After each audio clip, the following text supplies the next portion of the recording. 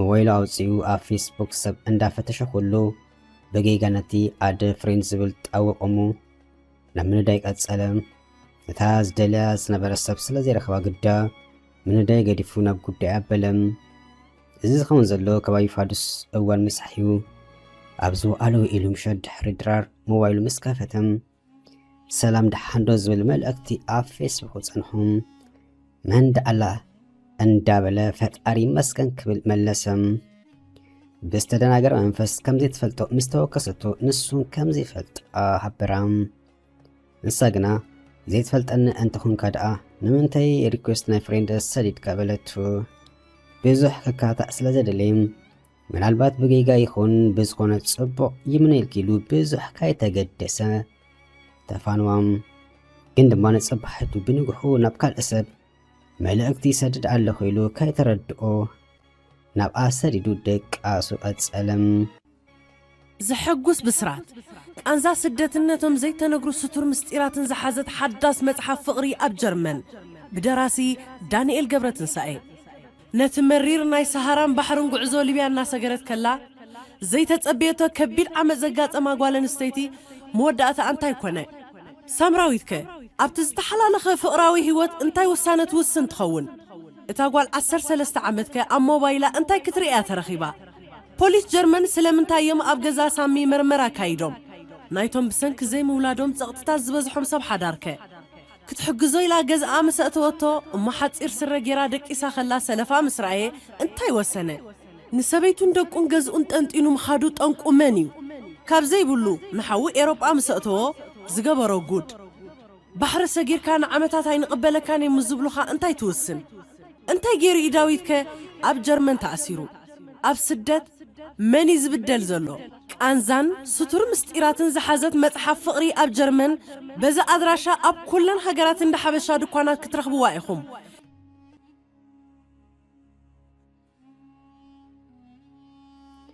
ساعات أسرت حدا قدميك أتري خون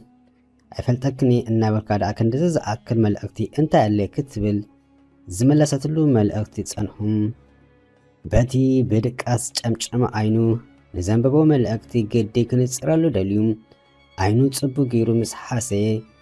نهبتي زحاسة وسب زي كونس نابقى كامزل آخم تردقم بتعم دم حرقة قندما بوازا كحالفو سلز دليم من البات تاقدي سلكي خون كبل ملسلم قد موبايلا أبيدا تسأل حكونا عيد حسابو كتبل بقصبت ملستلوم من ترسون زخون سرح سلازي نبرو زير راسنا سقيلو إلا لقات سألم تراي تصبقتن نقرامني كيتب لنبلم قدنك أمبر نايس حق ملكة حاوي سأسدرتلو نايوترو تسألوتي كم نقر أرحقني الزبلي مس بلام سلازي رح أقلي ديخاتو لنزلخا ملستلوم صبغت رهبا أيكون كن لبام يخي كبل سدر اللام أمسلكا تجف أن لخا مسبلتو تدليا دخي كبل سدر الله لهنا يخا مسبلتو نتمجفا كبل ملس اللام نزخونا نجر دورا ملسي كمزلو أيترس بزخونا سرح زلكا أيتمثلنا خاتشو قدا زبل ملأكتي سدرت اللوم شاولوا وراي كابدو كجبر بدد بلا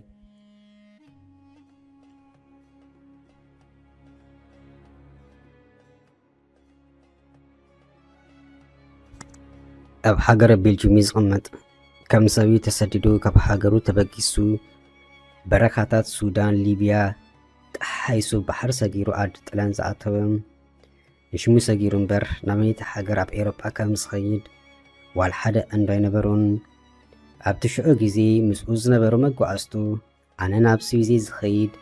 أنا دمان أب جرمن هولان دنمارك شودن كال أنكبلو كلهم نسو جناز خونا مرج أي نبرون أبعد تلان قرب تنفاس مسملسم حواتو بسددلو جنزب تحاجزو تكيت قريتسم نابتي أن دابابور أمرحم نايقوان قاد ساقن يبلون مالت كاليسي ترف بإنجليس صب جيروم كرا دائي خاليوم انتخونا فلما يسلز خونا كابت ماشناي تكيت قرص أي كألني مسكن زب كلهم كندز خوني خا يمان ساقا مساق وحبها ንሓንቲ ኣብ 30ታት ኸንጓል ጻዕዳ ዝረአየም ደፈሪሉ ተከዶ ክትቆርጽለይ በላ ብእንግሊሽ ገይሩ ጸገም የለን ናበይ ካደሊኻ ክትብል ምስናይ ድሙቕ ፍሽኽትኣ ተወከሰቱም እዚኣ ሕቶ ንዝኾነ ሰብ ቀላል ተራ ሕቶ ክትኮን ትኽእል እያ ከም በዓል ንኡ ዝኾነ መደብ ሃገር ንዘይብሎም ሰባት ግን ከባድ ሕቶ እያ መልሲ ምስ ደምግያ መሊሳ ናበይ ክቆርጸልካ በለቱም እንተ እዝኑ ካብቲ ከባቢ ሰምዐ ድያ ዋላስ ኣብ ኣፉ መጺሉ ቤልጅም በላ ሕራይላ በቲ ዝሓባ ገንዘብ ገይራ ቆረጸትሉሞም ኣበየናይ ከም ዝስቀል ሓቢራ ተፋኖቱም ኣብ ቤልጅም ዝፈልጦ ሰብ የብሉን ርጉጺም ኣሕዋቱ ኣብ ዝተፈላለየ ሃገር ናይ ኤውሮጳ ኣለዉ እንተኾነ ናብኦም ክኸይድ ካብ ፈለምኡን ኣይመደበን ከም ዝሓቦ ሰዓት ምስ ኣኸለ ናብቲ ምናልባት ቦሮ ወይ ሕልፍ ክብል ብቲቪ ዝረአዮ ሃገር ክኸይድ ናብ ባቡር ደየበ ግና ብዘይሕገ መንገዲ ማለት ከምቲ ኩሉ ሰብ ወረቐት ስለ ዘይብሉ ቅሳነስ ተመልኦ ጉዞ ከም ዘይከውን ርጉጽ ነበረ ኮፍ ምስ በለ ካልእ ከምኡ ባሕሪ ሰጊራ ዝመጸት ኣብ ጥቕኡ ብተብተብ መጺኣ ኮፍ በለት እሞ ኣዓሚቓ ብምስትንፋስ ኡፍ ተመስገን ኣምላኽ በለት ጥዖም ድምፂ ስለ ሰምዐ ግልጽ በለ ንሱም ባሕሪ ብሰላም ሰጊሩ መሬት ስለ ዝረገጸ ተመስገን ኢልዩ ተመስገን ቀላል ቃል ትመስል እምበር መሰረት ኩልያ ብዘሎ ተመስገን ዝብል ሰብ ዝያዳ እዩ ዝውሰኸሉ ናቲ ዝተገበረልካ ጽቡቕ ነገር መመስገንን ድማ ሕልናይ ኣጋበቱን ይሕልወካ እዩ ስለዚ ተመስገን ምባል ልማድካ ግበሮም ተመስገን ፈጣሪ ነዚ ሓዳሽ መዓልቲ ክርኢ ዘብቃዕኻኒ ተመስገን ፈጣሪ ማይ ክሰቲ ሓይሊ ስለ ዝሃብካኒ ተመስገን ፈጣሪ ወፊረ ብሰላም ክኣቱ ስለ ዝገበርካኒ ተመስገን ከምዚ ስለ ዝገበርካለይ ምባል ናይ ዕለታዊ መግብኻ ግበሮሞም ዝያዳ ክውስኸልካ እዩ ጓሉን ደጋጊማ ሰብ ኣብ ጥቓ ከም ዘሎ ዘስተባሓለት ኣይትመስልንያ ተመስገን በለት መመሊሳ ኣዓሚቓ እናስተንፈሰት ሽዑ ቁልሕ ኢላ ናበይኻ ክትብል ሓተተቶ ሓንደበት ካልኣይ ግዜ ኣብ ሓፂር ግዜ ዝሰማዕ ሕቶ ናበይኻም ጉዕዞኹም ናበዩ እንታይ ንምርካብ እዩ ክሳብ ሕጂኸ ኣበይ በፂሕኩም ኣለኹም ተባሂልኩም እንተትሕተቱስ እንታይ ኮን ይኸውን መልስኹም ንኣኻኮይ ናበይኻ በለቶ መሊሳ መልሲ ምስኣነት ናበይ ዶ በልኪ ናብ ቤልጅም ኢሉ ኣጽቀጠ ጽቡቕ እምበር ኣነ ከዓ ንጀርመኒ ክሳብ ዝወርድ ብሓንሳእ ንኸይድ ጸገም የለን ኢሉ ትንበለም ከመይ ከይትገድፈኒ ተሰኪፈንን ይመስለካ ተመስገን ኣርኪብያ እምበር እናበለት ከላ ባቡር መዓጾ ዓጽያ ጉዕዞኣ ጀመረት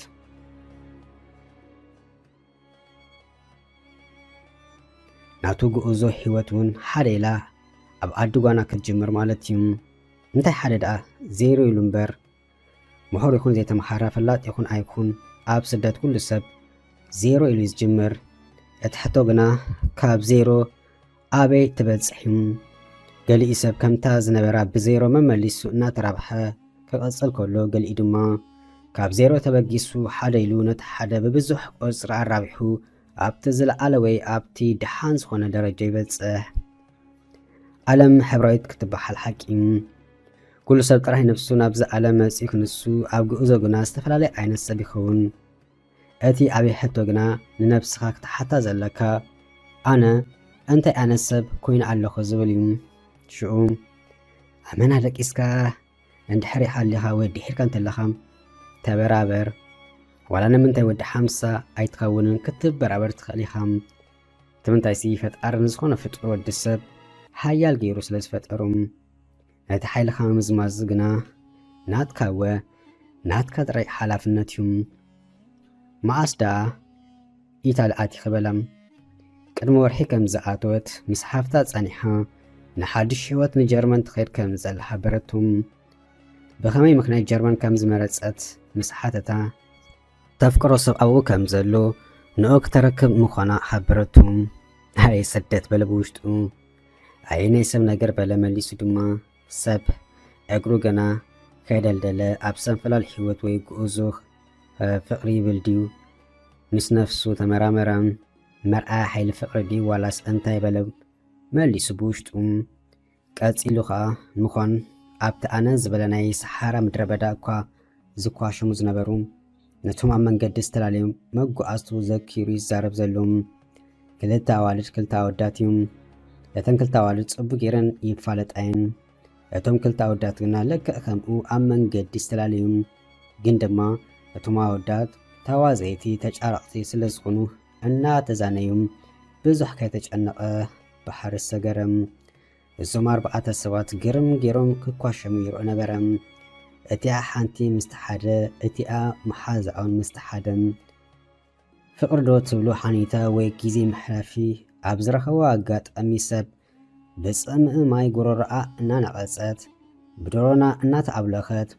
ህፃፍ ሒራ ላስቲክ ኣንፂፋ በርበረ በፅቢፃ ንቁፅጣይታ ኣተርኪሳ እናበልዐት ብረስሓት ወይባ ክንሳም ንሳቶም ግና ይስሐቑ ይፃወቱ ጉጅም ይብሉ መሊሱ ኣየ ናይ ዓለም ነገር ዘብል ፍጻሜ እዩ። ፍቕሪ በላ ነታ ኣብ ጎኑ ኮፍ ኢላ ዘላ ጓል እወ ፍቕሪ ብጣዕሚ እዩ ዘፍቅሮ ትፈልጥ ዲኻ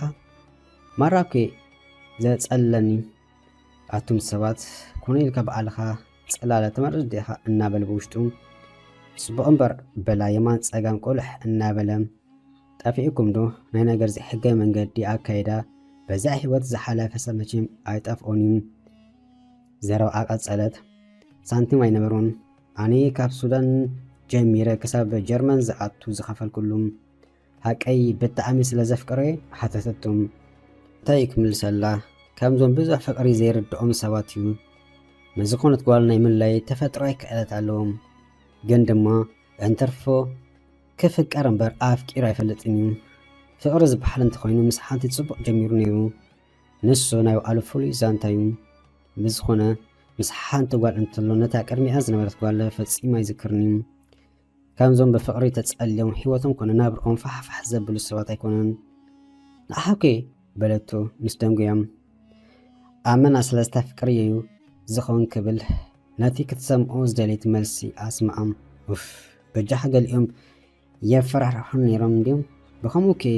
ሰጊዐ ዘለኹም ካይጠልመኪ ማለት ድዩ እወ ምስ በለቶ እሞ ፍቕርኺ ኣብ ከውሒ ኸ ትዘርዮ ነርኪ ከውሒ ድማ ሰተይ ማይስተ ከምቲ ዝደለ ብርሃን ፀሓይ ይርከብ ፍረ ከብቁል ፈጺሙ ኣይክእልኒ እውይ መልሓስካ ከፍእ ለበይ ሰርካ በለቶ ቁጠ ኢላ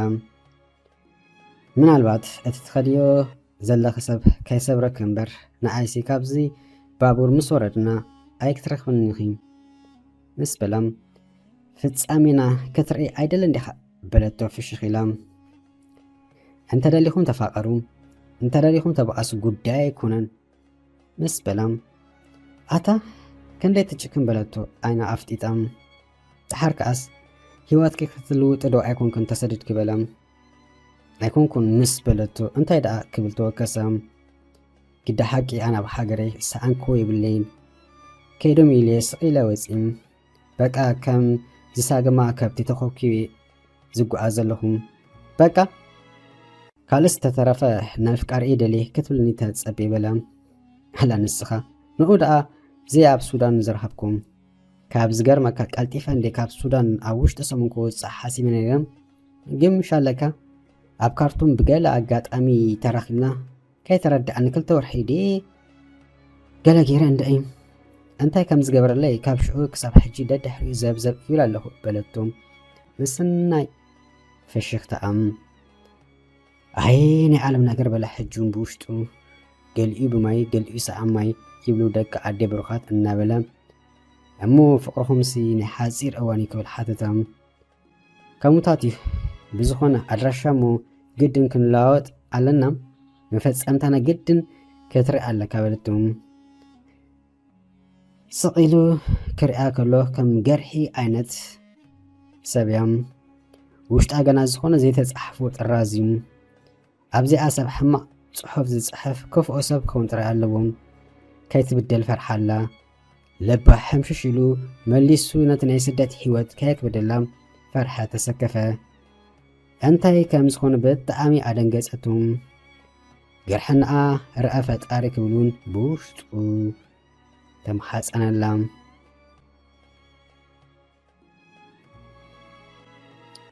فلما يكديو كتفكري كلخ كبل دما حتى تم فلما يتراي ودز بحال كمان يفلت النيرة كابت مهرتن جازا تكالكا ألنا نبقو سمبل على سنيرم بسخونة معركة ندقو دلايت أيتخوني نخلو أنقبرلوم زخونة نجر نزبازح نبقري زغير نسبلم نعبا قرف أيتفرحنا بلتو مسناي سكفت أنت مبال أيتسلقاني ريخ لخي صبغتي حلاوي نفسو عب تحت فتقر زخونة سبق عليهم أي أمنا ندي زفكرو مسبلتو على نسخيم فقري أوري استبحالة أينس لزلو أيكونن لبنا سلزدف نمبر أوي بجحات أمت زارب بلتو لبا فرحت النابلام دحان صبغت فترات قرحنا خي فتقاري يرعيلكي النابلا خلوم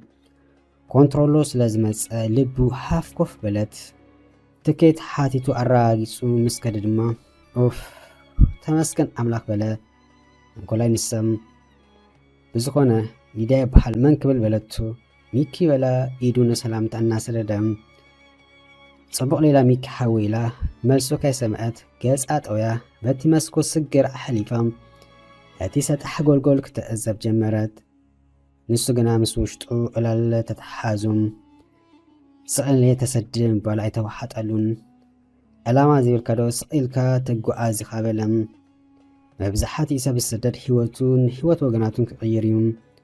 انتنا زي أغنا وحج ناب زبس حيبس حنز عينتو سلز قبرتو لنس أوم عندبت قنا فقر حق أي طعم ديو كتب اللقاس أمالي سحاتتم كابتي آتي وزنا بار حساب بسم بعد الناوس انت يلكني بلا سلا زي سمعام حق أي فقر طعمي هلا ليدو بجاكا فقر كالي حيوت تفلت دوك بالمحتو أب حتو ملسوم أيفلت بطر أدر بيتلو كتكون على بزخونم نسخي عندك تستمع أريز اللي خنقر النمبر طعم دي قندما كأنزلو مش لك دحاي مسأن أيواز خونو زربة سعيد حثني بقى من قبقب أوتي كيديا تراي زمسأني قدي أفكاري أبكرمي كأجل إلواكنو أخمس مسات على ليدو هجبالي مفصمتهم كرئيت حانت إبلم هجيز بلا زروا مصيخا فيسبوك على كادو ويك وصر تلفون قل أدراغ حتوتات أزنوات اللوم فيسبوك كمزلو ونقرم هافتا موبايل قزيئة داتا مليئة سلزفانوتم موبايلا كفيتا نا فيسبوك آتا حساس إلى رخبتهم أدريكيست تسددت اللوم كم بحادش كابتنات أكاونت واتساد ما نابتناتو كمز آتو بمقبار ناتي ريكوست كمز قبل قبرتمو بزيئة فيسبوك امنا كورنا ركوم أنبروم زلامس قبرت ناتي أب فيسبوك زنبر سألي ناتي شعو زلو مثلي أنا رأيت أنت بشكر قادعة أنت يخا مثل كابلتهم قد حكي أمن قدي صغيتهم صغيتهم أبزي حمامو مقو أستو أبزي حمو نيروم بفلاي أبرخات ليبيا ناب مخزنات مخدي وتم قال أكند سلفهم كفيتهم نتكرمهم زلو السب زقر قربو سلفهم آتهم ببركم جيروم نتكرمهم زلو سب حقو آساقيهم مستمكينا حاف كوف تبلوم أتي أبكرمهم كوف إلو زلو السب أي كيدو زخيد نؤون كموتات سلزقت مسناي حمامو تاسأممو بحر سجيروم كل ملو تدميرو خا ولاكو أميلانو قلم علتات انتا قبرم عاصبو زحازو سب مسيلو زنبرم مستادنا دعا بمنتك نراقز آتت سبقت فترات بلا الناس حقا اوي بسمعام عملات بلا شعبلتو مسناي دينغاتي قد حكي من قدي نآخن نوالد إيات أمتي قدامنت نآخن يوحبكن أبصبق بطان قدم كوفت بلام ዓውዳ ዘበሉ ጽቡቕ ክንክን ሓሊትን የሪአኽን ሓቂ እንዴ በላ ንኣባ ናትኩም ይሓይሽ እምበር ንሕና ደኣ ክንዕመፅ ንኽእል ካልእን ግዳ ሓቂ መንገድስ ንኩሉ ከቢድ እዩ በለቶም። ንሱስ ሓቂኺ ክንደይ ሓትና ይሕልዋ ብዘይድሌትን ፀገም ዘጋጥመን መንገድስ ከቢድ እዩ ንፀላኣይ ከማን ኣይትምንየሉን ምስ በላም ብዝኾነ እቱ ምስ በልካ ነፍስኻ ፀግም በለቱ እናሰሓቐት ሰብነት ካይዲ መጻዩ ጽቡቕ ፍጥረት መንፈስና ደኣ ከድሓል የብሉን እምበር በላም ሽዑ ኣብ መንጎኦም ስቕታ ሰፈነም ድሕሪ ናይ ገለ ዳቓይ ጉዕዞ ድማ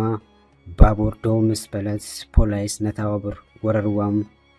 ሕርመት ልቢ ክልቲኦም ልዕሊ ንቡር ሓረመት ከይተረድኦም ርሓፅ አንጠብጦ ውሽጡም ብፍርሒ ተሓመስም ኣቤትዎ ብጭንቀት ተዋጠሩ ካብ ትደልዮ ነገር ካብ ምርካብ ምትራፍ ዝፈጥሮ ወጥሪም ንሱ ወላድኣ ብዘይ መደብ ማለት ዝኾነት ትኹን ሃገር ይበል ደኣ እምበር ሕጅስ ክኸደላ ትኬት ዝቆረፀላ ሃገር ኣላቶም ዕላምኡ ድማ ናብ ኣነ ብፅሒ እምበር ኣብ መንገዲ ክተርፍን ፖሊስ ናብ ዝወሰዶ ከብልን ኣይኮነን ሊድያ ቦገና ገጽ ኣፍቃሪያ ክትርኢ እናተሓንበበት ደው ከብልዋ ዝውሓጠላ ኣይኮነን ክንዲ ዝኾነ ከዓ ቀባሕባሕ ዘብዝኹም የግዳስ ግድን ክረጋጋእ ስለ ዘለዎ ሊዱ ተረጋጊኡ ፈፂምኪ ናይ ፍርሒ ምልክት ከይተርኢ በላ ነፍሱ ከተብእ ከም ዘሎ ብውሽጡ እናነገረም እውይ ሚካሓዊ ፈርሒን ድሞ በለቱ ናይ ብልባ ፈሪሖም ክንደይ ከቢድ ዘፍርሕ መንገዲ ሓሊፍኪ ኣብዚ እንታይ ሃትኩን ኣጆኺ በላ ብኡ መጠን ድማ መነት ናይ ሰብ እናሓተቱ እቶም ፖላይስ ይፅግኦም ነበሩ ኣብ መንጎ ብየማን ፀጋምን ዘለዎ ፖላይስ ንሳቶም ዘለዎ ኩርስን ናይ 3 ኩርሲ ፍል ይበፅሕም ብኡ መጠን ድማ ብፍላይ ናይ ሊዱ ልቢ ዲምድምታ እናስምዐት ዳስ ናይ መርዓ እንተዝትከል ነይሩ ናይ 3 ከበሮ ምሸፈነት ነይሮም ከይተረድኣ ኢዳ ሰዲዳ ከሮ ኣቢላ ንሚኪ ሓዘቱም ጠሚቷ ስቕበለ ሓደ ኩርሲ ምስተርፎም ግና ገዲ ባቡር ክትብገስ ደልያስ ዋላ እንታይ ንድሕሪት ገጾም እቶም ፖሊስ ተመልሱ ኣይጸንሐት ድማ ኣሻባ ባቡር ብገስ በለት ክልቲኦም ዓሚቖም ኣስተንፈሱ ነቲ መስኮት ናይታ ባቡር ከይሰብር ዘፈርሕ ብርቱዕ ትንፋስ በቲ ዝሓዘቱ ኣይፈነቱን ዘላ ቁሩ ምስ ተረጋግኡ ግና ፍኑ ኣበለቱም ስምዕኒ እንዶ ኣፍቃሪኸ ኮይነ ደተረኣየከ ደኣ ክንዲ ዝከሮ ኣቢልካ መሓስ በላ እናሰሓቐ ኣታ ላግፀ ድዩ ተረኣይካ ሶፍት ኣውፅኣ ነቲ ረሓፅ እናደረዘት ተዛረበት መሊሳ ከዓ ሶፍት እናሓበቱ ካብዛ መንገድና ክኸልፉና ነቲ ዝሓበቱ ሶፍት እናተቐበለ ንሱ ሰሓቅ እዊ ተመስገን ፈጣሪ በለም ኦፍ ተመስገን ኣብ በረካታት ሊብያ ዘይተረፍኩስ ኣብዚ ከትርፉኒ በለት መሊሳውን ክሓተክ እንዶ ሊዱ ካምቲ ንስኺ ተፍቅሪዮ ንሱኸ የፍቅረክሪ ንስ ሓተታ ሚኪ ጣሚታቶ ሰቕበለት መልሳ ክሰምዕ ስለ ዝደለ ግዳ ኣንቲ ንኣኹከ በለም ሚኪ እዚ ኩሉ ንኦ ክብል ኮለን እናበልኩ ገንዘበይ ዕድመ እናጥፋኣኹ ኣየፍቅረንን እዩ ክብል ኣይክእልን እዩ ግዳ ፍቕሪ ንኣኻ እንታይ እዩ ወዲ ካብ ጓልከ እንታይ ዝደሊ ክትብል ሓተተቱም ፍቕሪ ዳኣ ንኣይ ምክባር እዩ ትፈልጡ ዶ ወዲ ካብ ጓል ሓደን ነገር ጥራይ ከም ዝደሊ ንሱ ድማ ክብረት እዩ ዝኾነ ወዲ ክብረቱ ይጎድል ከም ዘሎ እንተስተባሂሉ ቀስ እናበለ ከም ዘዘልቕ ፍሉጥ እዩ ገሊአን ኣዋልድ ወዲ ፆታ ይርክብ ጥራይ ዝብሕግ ብኡ ዝእሰር ዝመስለን ኣለዎም ይኹን እምበር ወዲ ካብ ጓል ዝደሊ ክተኽብሮ ጥራሕ እዩ ኣኽቢራ ምስ ትሕዞ ንዘለዓለም ምስኣ ክነብር ይኽእል እዩ እዚ ገና ነቲ ኣኽቢሩ ንዝሕዘን ወዲ እምበር ንሱ እናነዓቐን እናዋረደን ክብረት ክፅበእ የብሉን እቲ ዘገርም ግና ኣዋልድ ዘኽብረክን ዘፍቅረክን ዝሓሊልክን ወዲ ገዲፍክን ናብ ዘሕሰረክን ናብ ዘዋረደክን ወዲ ምኻድ ኢኽን ትመርፅ ሓቂ እንዲ ብላም እንታይ ፈሊጠ ኢልከኒኻ ካብ ቦርሳ ክልተ ቸኮሌት እናውፅአት ነቲ ሓደ እናሓበቶ ተዛረበት። ከም ሰብዶ ሓደ ነገር ክምዕደኪ ወዩ ዳ ንዘፍቀረት ልቢ ጓል ኣንስተይቲ ኣይትምከሪ ነገሩ እምበር ዝሓሰብካዮ ዶ ተዛረበለቱ። ግዲ ሓቂ ካብ ብልባ ንዘፍቀረት ጓል ካብ ምምዓድ ካብ ኢጣሊ ናብ ቤልጅየም ብእግረይ ምኸድ ኣለኒ። እቲ ምንታይሲ ዝበልካ ዋላ በል ናብ ጉድጓድ ሸሎ ከም ትብል እናፈለጠት ኣይትሰምዓካን እዮም። ንዝኾነ ንእንታ እንዳሕርአይ ከይትጉድኢ ፍትወትኪ ኣቀን ግበረሉ ምስ በላ ኣንታ ሓደ ኣፊቱ ገዲፈካ ዶ ክወርድ ኣፈራሪሕካ ነንበር መየትካ በለቶ ኣተኪራ እናጠመተት። እንታይ ዘፈርሐለኪ ወሳኒ እምነት እዩ ይኣምኖየ ልቢ ሙስያ ዘላ እንተይልከ ደሓን ግና ሕጁን ሚዛናዊት ኩኒ ኩሉ ነገር ኣመና ዝበዝሕ ናብ ዕረይ ዝቕየር ድሓን ሚኪ ኣርእስቲ ንቐይር ቤልጅየም ሰዓትኻ እንታይ ክትገብር ኢኻ በለቱ። ግዜን ዝመፅኹ ቁሩብ ፍልጠት ኣለኒ ክውስኸሉ ተማሒረ ኣብ ዝበፅሕ ክበፅሒ ሽዑ ይምዖ ሓደረ ይገብር ንስኻ ክብል ሓተታም ፅቡቕ መደብ ዘለካ ኣነ ደኣ ኣፍቃርኤ ሓረይ እንትድኒ ቀልጢፈ ሓዳር ክገብር ዝደሊ ምስ በለቶ ከም ዝርእየኪ ዘለኹ ገና ንእሽተኺ ካልእ ዝተተረፈ ምሽ ኣሎ ቁሩብ ከተመሓሪ ገለ ዘይትፍትን እዩ ትምህርቲ ገለ ኣይተስማዓኒ እንታይ ኣብስ ድለይተይ ምስ ኣፍቃርኤ ምንባር ጥራሕ እዩ ሃላሊዱ ትፈልጢ ህይወትኪ ድሕሪ ገለ ዓመት እንታይ ከም ትመስል ክርኢ ብጣዕሚ ተሓንቲ ካብ ዛባበሩ ምስ ተፈላለና ድሓይ ከይንጠፋፋእ ምስ በላ ኣነ እውን ከመይ ዝበለ ሓደር መስሪተ ከርእካ ስለ ዝደሊ ድሓይካ ክህብኣነ ይደልን እሞ መሓዙት ኮይና ማለት ድዩ በላ ሚኪ እናሰሓቐም። ከምኡታት እዩ ሚኪ ተዛረባይ በለቶ ምስናይ ድሙቕ ፈሽኽተኣም። ግዲ ሓቂ ሓደ ነገር ዶ ክብለኪ በላ ይሰምዓካ ኣለኹ ዝዓይነቱ ምስ ጠመልቱ ኣነ ኣፍቃሪት ክሕዝ እንተኮይነ እታ ጓል ዝኾነ ወዲ መሓዘ ክሕሎ ኣይፈቅድን ወይ ድማ ዘለዋ እንተኮይኑ ክሕዘ ኣይመርፅን ምስ በላ ይሄ ደኣ ሚኪ ሽግር ኣለዎ ዲ በለቱ ኣለዎም ፈረቓን እዞም መሓዙት ኢና ዝብሉ ኣወዳት መሓለውታ ኮይኖም ይስምዑኒ ማለት ገለ ብክ ወይ ፍሕፍሕ ዝፍጠር ኣጋፊሖም ናብ ረብሖም ዝቐይሩ እዩ ዝመስለኒ ማለት ምሽ ኣላኪ ክሳብ ተፈላለት ዝፅበይ ሰባት ገይረ ዝቆፅሮም እቲ ምንታይሲ ዋላ ደኣ ወዲ መሓዛይ ይበለ እምበር ውኢሉ ሓዲሩ ፍትወት ከም ዘለውስ ርግፅ እዩ ንሳ ነዚ ተረዲኡ ዋዲ ከይተረድኣ ትፍልጥ እያ እዚ ማለት ካ ኣሻቡ ነቲ ኣፍቃርያ ክትክኦ ኣይትፀገምን እያ እዚ ማለት እውን ናበዩ ዝወስደካ ኣማራጭታት ኣለኒ ናብ ዝብል ስለዚ ኣብ ክንዲ ነቲ ዘጋጠም ሽግር ምፍታሕ ናብቲ ዝፅበያ ዘሎ መሓዛይ ትብሎ ክትከይድ ትኽእል እያ በቲ ኮይኑ በቲ ሽሕ ግዜ ወዲ መሓዛይ ይበል እምበር ቀልጢፉ ድሒሩ ፍትወት ኣብ ልዕሊኣ ከም ዘማዕብል ፍሉጥ ምስ በላ ወሳኒ እምነት እዩ ዝኣምና እንተኮይኑ እንታይ ፀገም ኣለዎ ምስ በለቱ እምነት በይኑ ኣካል ኣይኮነን መኪና እናተጓዓዘት ከላ ኩምራ እምኒ ኣብ ቅድሚኣ ምዝፀንሓ ሃቀይ ክትሓልፍ ኣይትኽእልንያ ንቐድም እቲ እምኒ ክፅረግ ኣለዎ ሽዑ ብዘይ ሓርጎፅቆፅ መንገዳ ትቕፅል ሓቀይ እምነቱን መካለፍ ዝኾኑ ነገራት ክእለሉ ይደልዩ እውይ ሚካሓወ ከተዛረብ ምስ በለቱ እንታይ ስከይፈርሕ ኣለኹ ኣፍቃሪህ ገዲፍኪ ሚኪ ምኪ ካይትብሊ ምስናይ ሰሓቑ ተዛረበ ኣይውረድ እቲ ክትዛረቦ ዝፀንሓካ ሓቂ ኮይኑ ማለት ኮይኑ ምስ በለቱ ኣጆኺ ምስ ተፈላለና ብጀካ ነይረ ዳሓይ ክምሕታት ጥቡቕ ዝኾነ ርክብ ምሳኺ ኣይክፈጠርኒ ምስ በለም ኣብ መንጎኦም ንገለ ደቃይቕ ስቕታ ሰፈነ መሊሶም ቁሩብ ምስ ተጓዓዙ ክሽን ስለ ዝደለየ ናብ ሽቓቕ ገጹ እናኸደ ከሎ ክልተ ኣዋልድ ፀዓዱ ኣሚራን ዕላል እናሰሓቓ ምስ ተዓዘበ እግሪ መንገዱ ፍሽኽ ኢልወን ሓሊፉ ሽቓቕ ተጠቂሙ ምስ መፀ ሃይ በለቶ እቲ ሓንቲ ፃዕዳ ጓል ሃይሉ ደው በለም ብኡ ኣቢሉን ኮፍ መባሓልቱ ገዲፉ ምስአን ኮፍ ኢሉ ዕላሉ ሓዘም ኩሉ ኣብ መጻጽኡ ድማ በብሓደ ነገረን ናበይቲ ሃገር ይኸይድ ከም ዘሎን ሓበረን ኣብዚ ቋንቋ ሓጊዙ ወይም ገለገለ ሰባት ቋንቋ እንታይ ይዓብስ እዩ ክብሉ ይሰምዕ እዩ።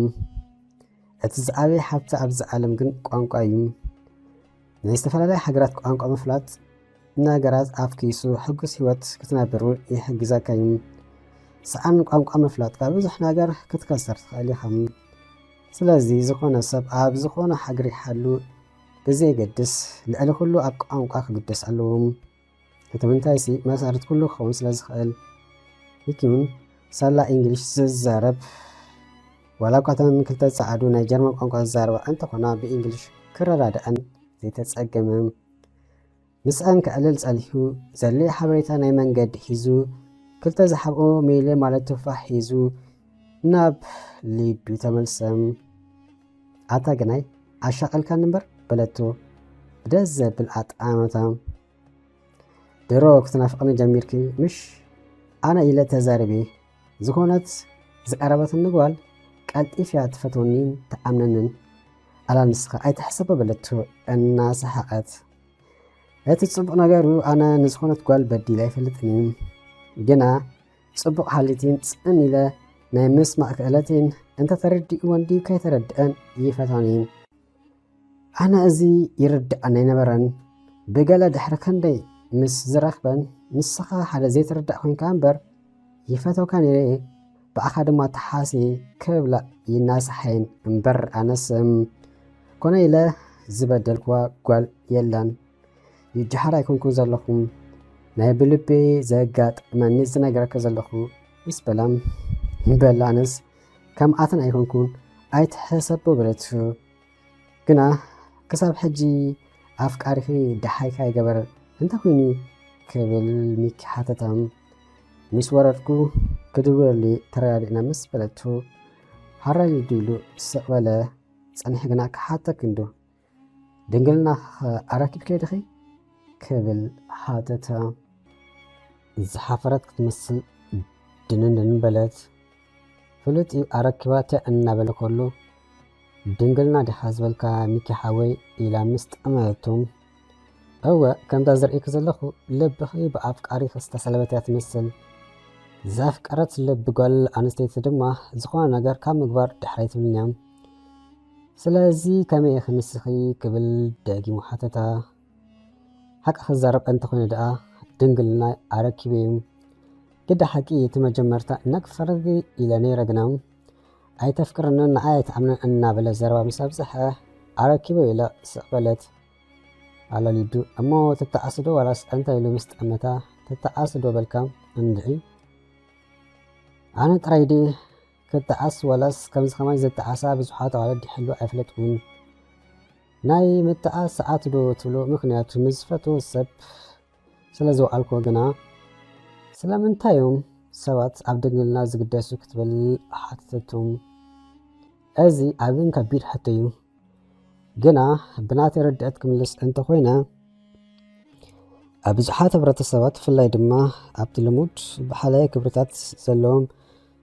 ከም ኤርትራ ዝኣመሰለ ሃገራት ድንግልና ከም ዓብይ ነገር ተገይሩ ይውሰድ እዩ እዚ ድማ ብሰንኪ ዝተፈላለየ ሃይማኖታዊ ባህላዊ ማሕበራዊ ምክንያታት እዩ ናቶም ቀንዲ ሰባት ድንግልና ኣገዳሲ ኢሎም ዝሓስብሉ ነጥብታት ብዝስብ ክንገልጾ ንኽእል ቀዳማይ ሃይማኖታዊ እምነት መብዛሕትኦም ሃይማኖታት ንኣብነት ክርስትና ይኹን ምስልምና ፆታ ርክብ ካብ መርኣ ወፃኢ ከም ሓጢኣት እዮም ዝርእዎም ድንግልና ምሕላው ማለት ንኣምላኽ ምእዛዝን ነፍስኻ ብንፅሕና መዕቀብን ከም ዝኾነ ይእመን እቲ ካልእ ባህላዊ ክብሪ ኣብ ብዙሕ ባህልታት ድንግልና ናይ ሓንቲ ጓል ናይ ስድራኣ ክብሪ ተገይሩ ይውሰድ ሓንቲ ጓል ድንግል ኮይና ክትምርኦ ከላ ንስድራኣ ዓብይ ሓበን ከም ዝኾነ ይሕሰብ በንጻሩ ድንግልናኣ ዘጥፍአት ጓል ንስድራኣ ሕፍረት ከም ዘምፅአት ተገይራ ክትረአ ትኽእል እያ እቲ ካልእ እምነቶን ተኣማንነትን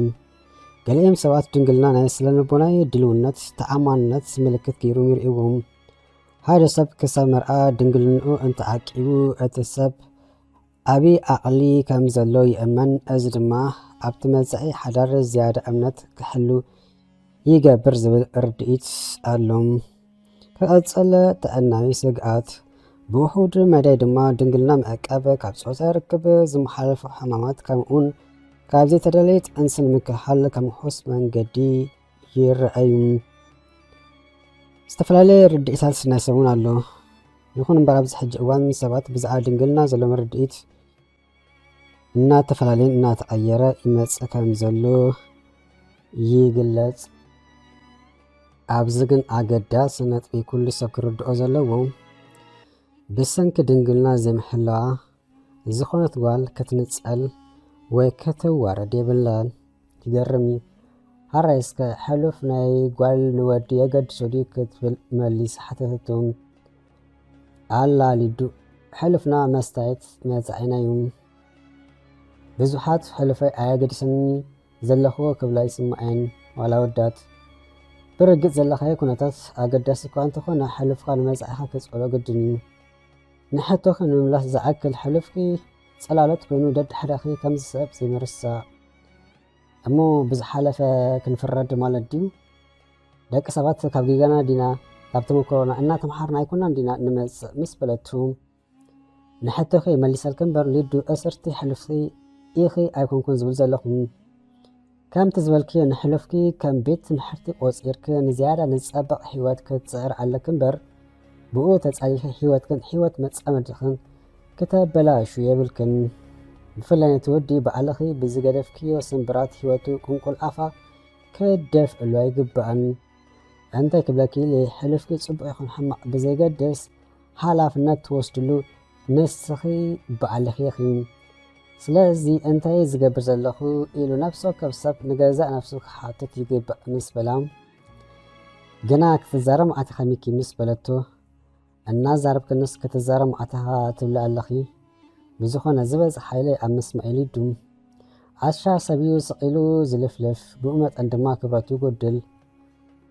ስቂልካ ዶ ትሰምዕ ኣለኻን ድሓር ኣብ ዘድሊ ነገር ኣፍካ ምስ ትኸፍት ዝያዳ ካልእ ሰብ ንስኻ ኢኻ ሚዛን ትረክብ ምስ በላ እንታይ እስከ ይፈርሕ ኣለኹ እንታይ ምስ በላ ቀልጢፈ ደኣ ክወርድ እምበር ፍቕሪ ከተተህዘኒ ምስ በለቶም ብዘይ ሕጋይ መንገዲ ተሓቢኡ ይኸይድ ከም ዘሎ ዝረስዕን ክመስል ብስሓቅ ነታ ባቡር ኣናወፃም ብዘይ ምቁራፅ ንሓደ ደቂ ዝኸውን ስሒቑ ይኸውን እዩ። ሰሓቑ ኣሰሓቓ ኩሉ ነገር ዝረስዑም ዝመስሉ ኣብቲ ሕሞት ዓለም ብደቂ ሓጎስ እምበር ካልእ እንተዘይሕሉ ዘብል ኮነ። ኩሉ ዝሓለፎ ከቢድ ናይ ስደት ጉዕዞ ዝረስዑም ዝመስሉ ሰሓቑ ከዓግት እናፈተነ በቃ ሓደ ኣፊቱ ንኣፍቃሪኺ ገዲፍክስ ምስ በላ ይፃወት ዘለኻታ በለቶ ከምኡ እንተኾይኑ እሞ ስቂልኪኺ የፍቅሬ ድንግልና ሂወት ትብል ዘለኺ ምስ በላ ኣይውረድ ሚኪ ሓዊ ኢላ ስቕበለት ቁሩብ ምስ ተጓዓዙ እውን ደቃ ስለ ዝመፃም ከይተረድኣ ኣብ መንከቡ ተደጊፋ በጥበለት።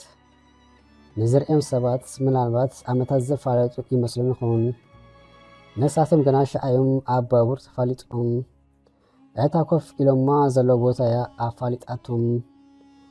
ምፍጣራ ኣይፈለጥ ኣይትፈልጥን ዝነበሩ ሂወት ግና በብመንገዶም ሂዛ መፅያ ኣብ ሓደ ኩርሲ ኮፍ ኣቢላቶም ኣላ። መን ይፈልጥ እዞም ሰባት ፍቁራት ክኾኑ ይኽእሉ፣ መን ይፈልጥ እዞም ሰባት ልክዕ ከም ኣሕዋት ክኾኑ ይኽእሉ፣ መን ይፈልጥ ንሳውን ናብ ጀርመን ዝሓሰበቱ ናብ ቤልጅም ምስኡ ትኸይድ ትኸውን፣ መን ይፈልጥ ንሱን ቤልጅም ገዲፉ ኣብ ጀርመን ይተርፍ ይኸውን። ሂወት እንታይ ሒዛትልካ ከም ትመፅእ ስለ ዘይፍለጥ ኣብ ዝኾነ ሰዓት ተስፋ ኣይትቑረፅ ክበሃል ሓቂ። ሂወት ወዲ ሰብ ኣብ ሓንቲ ካልኢት ትኹን ክትቅየር ስለ ትኽእል ዝኾነ ሰብ ኣበይ ሓሉ ብዘይገድስ ተስፋ ዝበሃል ክቆርፅ የብሉን። ጥራይ ዝከኣለካ ክትገብር ኣለካ። እቲ ዝተረፈ ኩሉ ንፈጣሪኻ ክትገድፎ ዘለካ። ናብ ዝሓሰብከይ ዕላማ ክትበፅሕ ሽሕ ግዜ ተስፋ ዘቆርፅ ነገራት የጋጥምካ ሰዓቱ ምስ ኣኸል ከም ዝኾን ፈሊጥካ ክትደራገም ኣለካ እምበር ፈፂምካ ተስፋ ክትቆርፅ የብልካን። ሰዓቱ ምስ ኣኸለ ከም ዝኾን ግድን ክትኣምን ኣለካ። እቲ ምንታይሲ ዝኾነ ነገር ካብ ኣተሓሳስባና ስለ ዝጅምር ዓለም ድማ ዘውፃዕናዮ ዝሓሰብናዮ ቃላት ደጊማ ትሕበና። ሕማቕ ጥራይ ተሓስብ እንተሓሊኻ ሕማቕ እያ ናባኻ ተብሎ በንፃሩ ፀፅብቆ ምስ ተሓስብ ፅቡቕ ናባኻ ተብሎ። ስለዚ ኩሉ ግዜ ንነፍስኻ ኣገዳሲ ሰብ ከም ዝኾንካ እና ነገርካ ብተስፋ ተጓዓዝ ብኡ ኣቢልካ ድማ نزأمن كالو إلمات على سمو وزعيتو ساعاتو مساخلة كترخ ويخم قدن كأنبر قالا دعاء مستقو آزو سنبيدا كابدك استبرابرتمو يمان سأقام أحبحات هيدا لدو دحان دي خبلا اوف بس معام كحلمو كيس انحبلتو عشبانا بحلمي كمزعاتوت انا تقرم اي لدو قرح لبا بلا بوشت اي قربنا دينا كدعا بلتو مليسام امتحان قريبنا نابس خونو لدو دق اسكك اتصل بلام كايت سمو كابا مس بلتو فشخ انا بلت مسوس حق خمس بلغنا نافق ينبر نافق ارئي مس بلتو ناون دخت خد زلخي دحار كا قريخي خمس بلا نسوس حق كدولن دو يمسلك بلتو كدوللو تخلي خمس بلا كسب زورد من كتصبيلا مس دولت له اي تقبلان داقي ما يتقبلان سلسا يتقبلان كتربى اكتب الجنام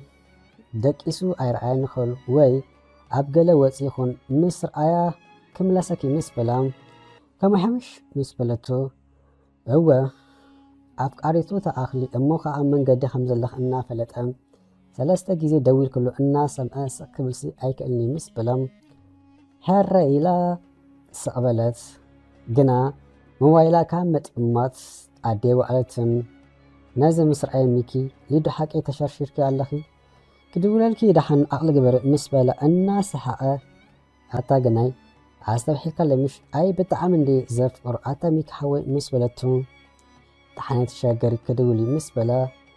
موميك حوي حان سابدو نيمود أتاك فتنالو مسبلتو لدو ولا مئتي جزي فتنالو نعاي عمل كتننو نسخن عاي والحادي ايكون كن دلايك ناي مقبار قود داينات كيمبر ناتي كونان عابزي ملكتن ناقر مأتاو دس عبلانينيو كام سابقنا مخارني انتيلكني مصر آيا يدول مسبلكو خمسبلا اوي زرباحا خفق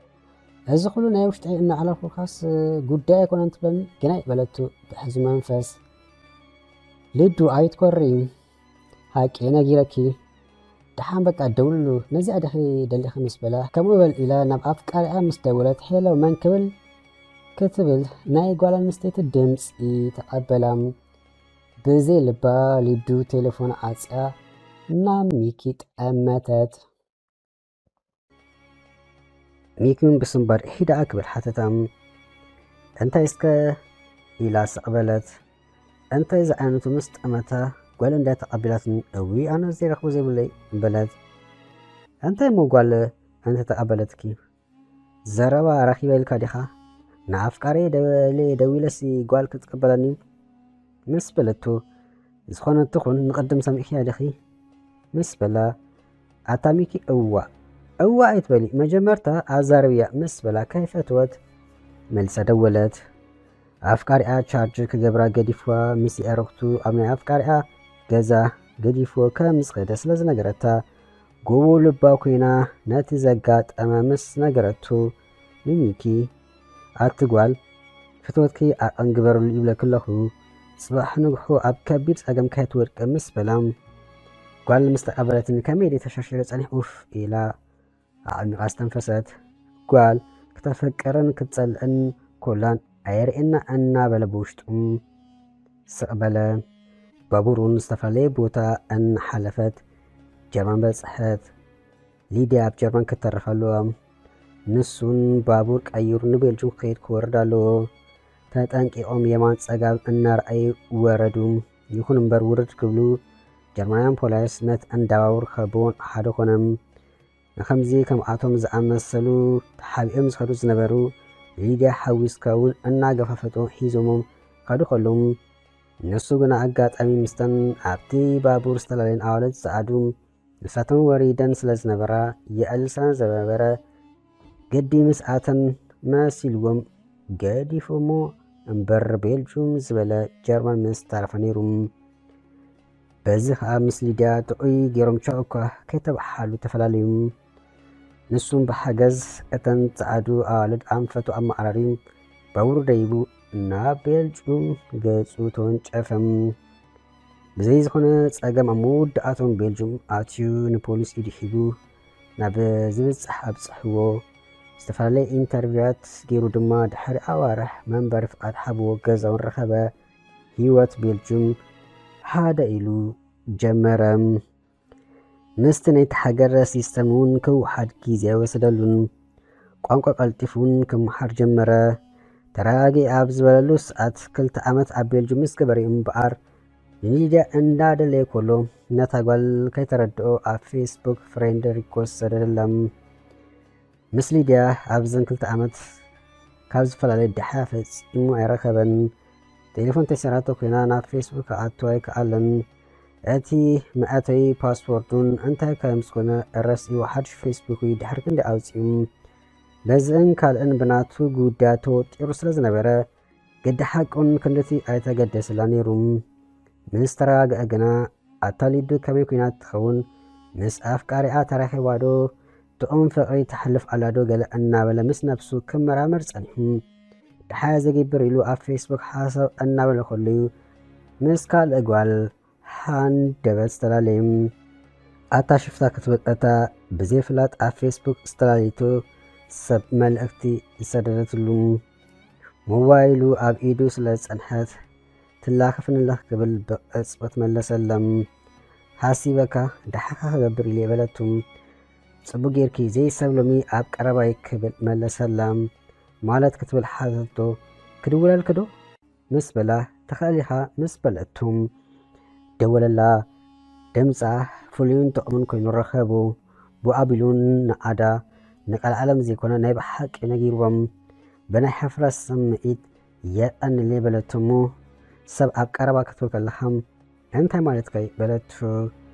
ማለት ዳ ብፍላይ ኣብ ጥሓ ዘሎ ሰብ ምዝድብለልካ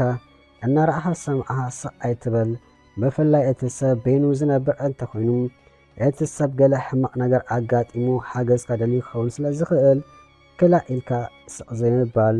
ዋላ ከም ገለ ኢልካ ተጸጊምካ ትቕበሎ ድሓዩ ተሓትት ዝሕውኽ እንተኾይኑ ከምለሰከ ኢልካ ትፍለዮ ኣብ ዝተዓመከ እዋን ድማ ክትምለሶ ተኸዲኻም እምበር ሰዓናትካ ቴሌፎን ምቕባልካ ሕማቕ ከጋጥሞ ስለ ዝኽእል እናሰምዓኻ እናርኣኻ ሸላል ክትብልሲ ጽቡቕ ኣይኮነን ምስ በላም ለበም ኢኻ ባ በለቶ ወሲኻውን መን ሞሽምካ ክትብል ሓተተቱም ሚኪ ምስ በለ ኣነ ኸዓ ረሓዋ በለቱ እንታይ ደኣልዩ ዝብል ምስ በላ ናይ ፌስቡክ ሽምኪ ብጉዳያ ከምኡ ከም ዝገበረቱ ነገረቱ በዚኣ ድማ ናይ ሽዑ ዕላሎም ኣፀውም ይኹን እምበር እቲ ዕላሎም ብኡ ኣይተኣፅወን ቀስ በቐስ እናማዕበለ ናብ ዝለዓለ ደረጃ በፅሖም ንሳ ኣዲስ አበባ ንሱ ድማ ቤልጅየም ኮይኖም ዝዕልሉ ዝነበሩ ንሳ ኣብኡ ፕሮሰስ ትጽበ ነይራም ከምዚ ዘይተጨነቐ ሰንቲ ዓይነት ጓልያም ብዓብኡ ድማ ልቦና ኣለዋ ከምዚ ጎርሕ ኮላስ ገርሕ ዓይነት ሰብ እዮም ማለት ገብሮ ትፈልጥ ኣመዛዛኒት ዓይነት ሰብ እዮም ኣይጸልኣን ክበሃል ከሎ ግና ከም ተራ ሰብ ክዕላ እምበር ፍትወት ኣይኮነን ግዲ ሓቂ ኣብ ጥቑ ዝዕለን ኣዋልድ ኣይሰኣንን ግን ምስኣ ክዕልል ከሎ ይባሕ ዝብሎም ካብ ኩሉ ኣብ ነፍሲ ወከፍ ነገር ተስሕቆ በጣዕሚኡ ዝግረመላም ካብ ትምህርቲ ተፈዲሱ ምስ ኣይ ዝዕልል ኣብ መንገዱን ከምኡ እዚ ክበሃል ከሎ ግና ናብርኡ ኣይረስአን ምእንቲ ርእሱ ንቴክኖሎጂ ቀረባ ስለ ዝጸንሐ ዝኾነ ነገር ኣብ ቤልጅየም ኣይከበዶም ካብ ነፍሱ ሓሊፉ ንብዙሓት ሓጊዙን ናይ ብዙሓት ህይወት ኣማሓሹን እዩ ሃገዙ ደልዩ ኢዱ ንዘርግሐሉ ሰብ ወዲኹም ጓል ብዘይገድስ ይሕግዝ እዩ እንተ ንሊድያ ግና ፈፂሙ ኣይረኸባን ኣብ ፌስቡክ ደጋጊሙ ፈቲሹ ሓደ ዘትረፎ ነገር እንተሎ ምስ ረሓዋ ምልላዩ ሓደ መዓልቲ ምስ ረሓዋ እናዕለለ ከሎ ኣነ ንኣኺ እንተ ዝምርኦ ደስ ምበለን ነይሩ ዝብል መልእክቲ ሰደደላም ከምዚ ናይ ሰሓቕ ምልክት ምሽ ኣሎ ኣንዊሓ ሰደደትሉ እንታይ ደኣ ክብል ሓተታ ንፆተሉ ከምኡ ኢሉ ሰዲዱላ ዝነበረም ኣብ ውሽጢ ዘሎ ስለ ዝበልካ ክትብል መለሰትሉ ንፆተሉ ይላገፅ የለኹን ምስ በላም ተፅላእ ሰብ ኣይኮንካን ኣይፀላእኻን በልካ ትምእሰረለይ ክትብል መልእክቲ ሰደደትሉ ስእሊ ናይ ቀለቤት ካብ ጎግል ደልዩ ሰደደላም ቬሎኮ በለቶ ሕጁን ስእሊ ኣውሪዱ ሰደደላ ባላን ቬሎን ዝገበሩ ስእሊ ሰደደትሉ በል ተመርኢና ኣለና ዝብል ሰደደትሉ ምስናይ ሰሓቅ ምልክታ ርሓዋ ጸልቲ ቻው ግዳይሉ ንሽኡ ተፋነዋ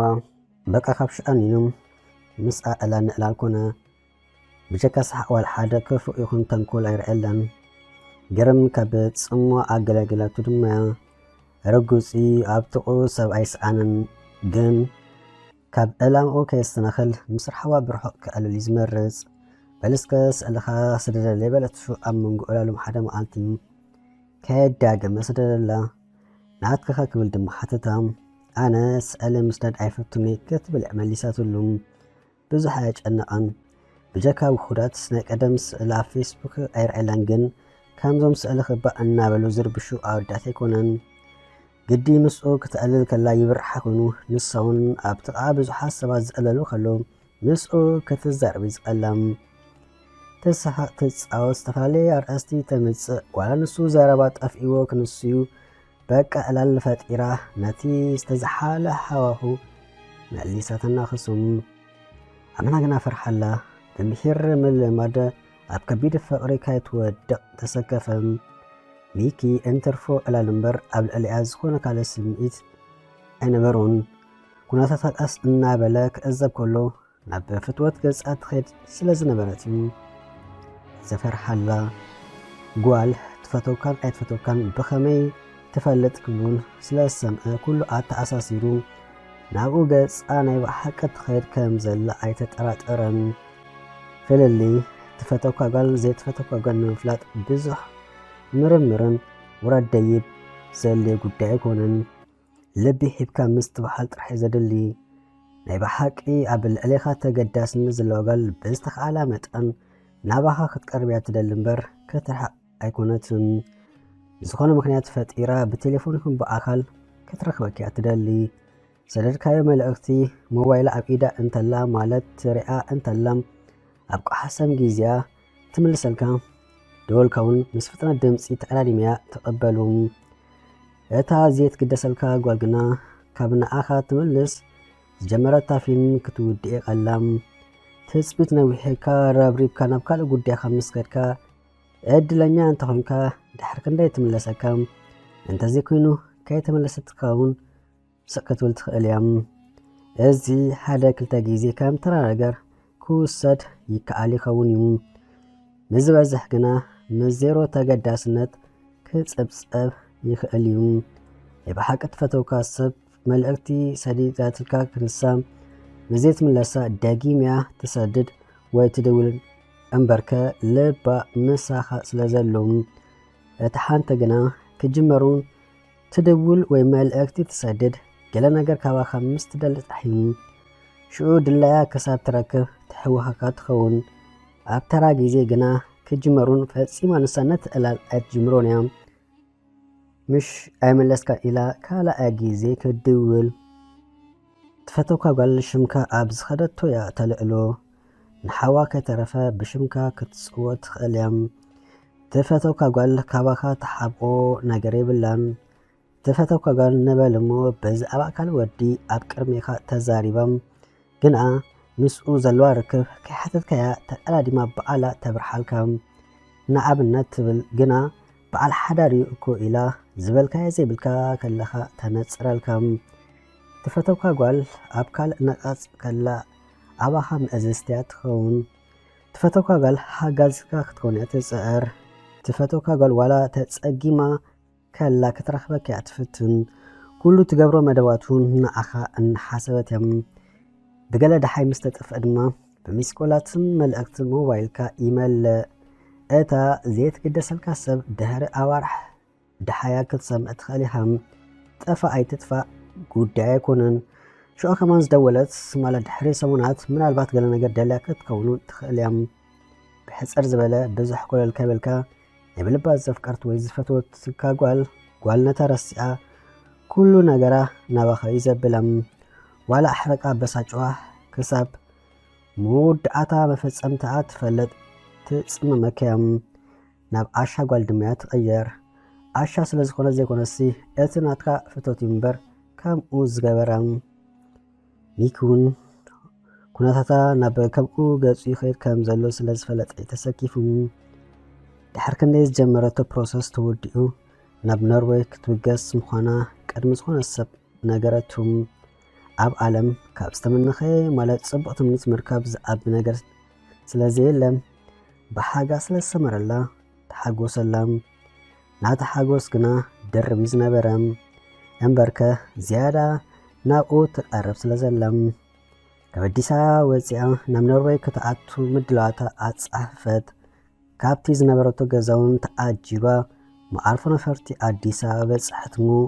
ንኹሎም ተፋንያ ከሰብ ነፋሪት ትድይብ ምስኡ ዕላል ሓዘት ዕላላ ናይ ሓጎስ ደስታ ጥራሕ ነበረም ብኡ መጠን ድማ ንሱ ደንገጽ ሓዘነለም ናይ ብሓቂ ከም ትፈትዎ ስለ ዘረጋገጽ እዩ ከምኡ ዝኸውን ዘሎም ንውሽጡ ፈትሹ ኣብ ልዕሊ ረሓዋ ዝኾነ ፍትወት ክረክብ ኣይከኣለን ክንዲ ዝኾነ ይኸዓ ዝፈርሓላ እቶ ምስ በልኩ ወራዓተ ኣሳሊጠ ኣይሰሙን ሳልስቲ መፅአ ዝርአካ ምስ በለቶ ካብ ፈትወት ዝተለዓለ ምዃኑ ስለዘይሰሓተ ኣየ ረሓዋ በለ ብውሽጡ እንትርፎ ግድን እምበር ምባል ግና ተወሳኺ ዘረባዮ ሰኸን ንሳ ግና ግደ ገብረትሉን ብጀካ ናይ ሓጎስ ስምዒት ዋላ ሓደ ይስማዕ ኣይነበረን ብዝኾነ ግድን ነፋሪት ከድይብ ስለ ዝነበራ ገሳ መሊሰ ድምፅኻ ዝሰምዕ ከናፍቐከ ኢላ ደየበት ሰላም ክትኣቱ ተመኒውን ተፈላለዩን ነፋሪት ምስ መልአት ዘድሊ ሓበሬታታት ሂባ ጉዕዙኣ ናብ ኖርዌይ ቀጸለት ረሓባውን ፈጣሪ ብሰላም ከእትዋ ጸሎታ ብጽሐት እምበርከ ብዘይ ፈጣሪ ህይወት ወዲ ሰብ ከንቱ ስለ ዝኾነት ወዲ ሰብ ልዕልማንም ነገር ንፈጣሪኡም ጸግኢ ክኸብር ክእል ኣለዎም ዝኾነ ሰብ ክኸደካ ከሎ ክሳብ መውድኣታ ዝተረፈ ፈጣሪ ጥራሕ ገሊኦም ሰባት ኣብ ማሕበራዊ ሚድያ ወፂኦም ፍታሕ ናይ ሽግራቶም ካብ ሰብ ዝደልይዎ ኣለዎም ኣብዚ ሎሚ ግዜ ሰብ ሽግርካ ከጋድለልካ እንተዘይኮይኑ ክፈትሓልካ ዝሕሰብ እዩ ጭንቕ ክብለካ ከሎ ናይ ብልብኻ ናብ ፈጣሪ ኢድካ ዘርግሕ ይንዋሕ ይሕፀር ፍታሕ ክትረክብ ኢኻ እቲ ምንታይሲ ፈጣሪ ዝተመንኻዮ ጥራሕ ዘይኮነስ ዘለይካ ዝጠቕመካ ጥራይ ስለ ዝሕበካ ሎሚ ሎሚ ግና ሰባት ካብ ንፈጣሪ ኣብ ዝተፈላለየ ማሕበራዊ ሚድያ ብቐጥታ ኣማዒት ሰባት እናርኣዮም ንሰባት ሓገዝ ምሕታቶም ዝመርፁ ገና ብዘይ ጥርጥር ተወሳኺ ሕማም ኣጥሪሕኻ ካብቲ ማሕበራዊ ሚድያ ትወፅእ እምበር ቁስልኻ ኣሕዩካ ኣይኮንካን ስለዚ ክንደቲ ዝመረረ ይምረር ክንዲ ዝኸበደ ይኽበድ ካብ ኣብ ሶሻል ሚድያ ወፂኻ ጸገማትካ ኮነ ሽግራትካ ሚስጥራትካ ንኣዲ ሓገር ትዘርወይ ትብትን ገዛኻ ኣፂኻ ንፈጣሪኻ ተንበርኪካ ምንማንን ምስ ፈጣሪኻ ምዝራብ ይሓይሽ እመንክሓ ድማ ፈጣሪ ሰሚዑ ጥራይ ዝኾነ ሰብ እንታይ ከም ዝልምን ክፈልጥ ክኽእል ኣለዎም ካብ ኮነ ምስ ፈጣሪ ዘለካ ዝምድና ክደምቕ እምበር ክሓስስ ኣይግብኣን ድሓር ከዓ ዝኾነ ሽግር ኣብ እዋኑ ከቢድ ክኸውን ይኽእል ይኸውን ግን ድማ ዝሓልፍ ነገር ስለዘየለ ብተስፋ ምጉዓዝን ዘይምጭነቕን እቲ ምንታይሲ ዘይወግሕ ለይቲ ስለዘየለም ረሓዋ ነፋሪት ተሰቒላ ናብ ሚኪ ገጻ ትቐርብካ እንተሓለወት ናይ ነገር ሊድያ ግና ገና ንሚኪ ዘይተፈትሐቶ እዩ ምስቲ ኣፍቃሪኢ ትብሎ ዝነበረት ኣብ ጀርመን ተራኺባዶም ከምቲ ኣሚና ድንግልና ዘረከበቶ ምስ ኣቃጺሉ ዶ ኣብ ምንታይ ዓይነት ኩነታት ትሕሉ ገና ዘይተመለሰሉ ሕቶ እዩ ንረሓዋ ከምዚ ብፅሕ የለን ነፋሪት ናብታ ዝደለየት ሃገር ብዘይ ፀገም ኣተወቶም እቲ ፕሮሰስ ዝገበረላ ወዲ እውን ምስ ስድርኡ ኣብ መዓርፎ ነፈርቲ ተቐበላ ተታሒዞም ድማ ናብ ገዛ ኣበሉ ገዛ እቱ ክብሉን ኢንተርኔት ክትሓትትን ሓደ ኮይኑ ስለ ዝሓብዋውን መፅኣ ኺላ ናብ ዓይነ ምድሪ ብምኻድ ናብ ሚኪ ደወለት ኣጋጣሚ ኣብ ኢዱ ስለ ፀንሐ ተቐበላ ደሓን ከም ዝኣተወትን ብጣዕሚ ናፊቃቶ ከም ዘላን ክድውለሉ ምኾነ ሓቢራ ተፈነወቱም ኣይ ረሓዋ በለ ቴሌፎን ምስ ኣፀወም ፕሮሰስ ከም ዘለዎ እምበር እንታዋይ ፕሮሰስ ይገበረላ ከም ዘሎ ዝፈልጦ ነገር የብሉን هذا زراجت سنجر أنت لجنا تفتو كم زلايم جنا أجرا كيرجس أنا دي ما كرمز خون السب نوم مدولا مر أيام قبل اللي زلوا فتوتيم اللي ديانا مركب فيسبوك دقاقي مو كم فتاش عدو علن عب جرمنون نزفلت سوات حديتو ليديا تبحال قال كم زي فلت محابيرمون أزا قال أمنتاي آتاي بحال كم عينت هيوت تحلف علاك والدمام ما مليسو توت أرم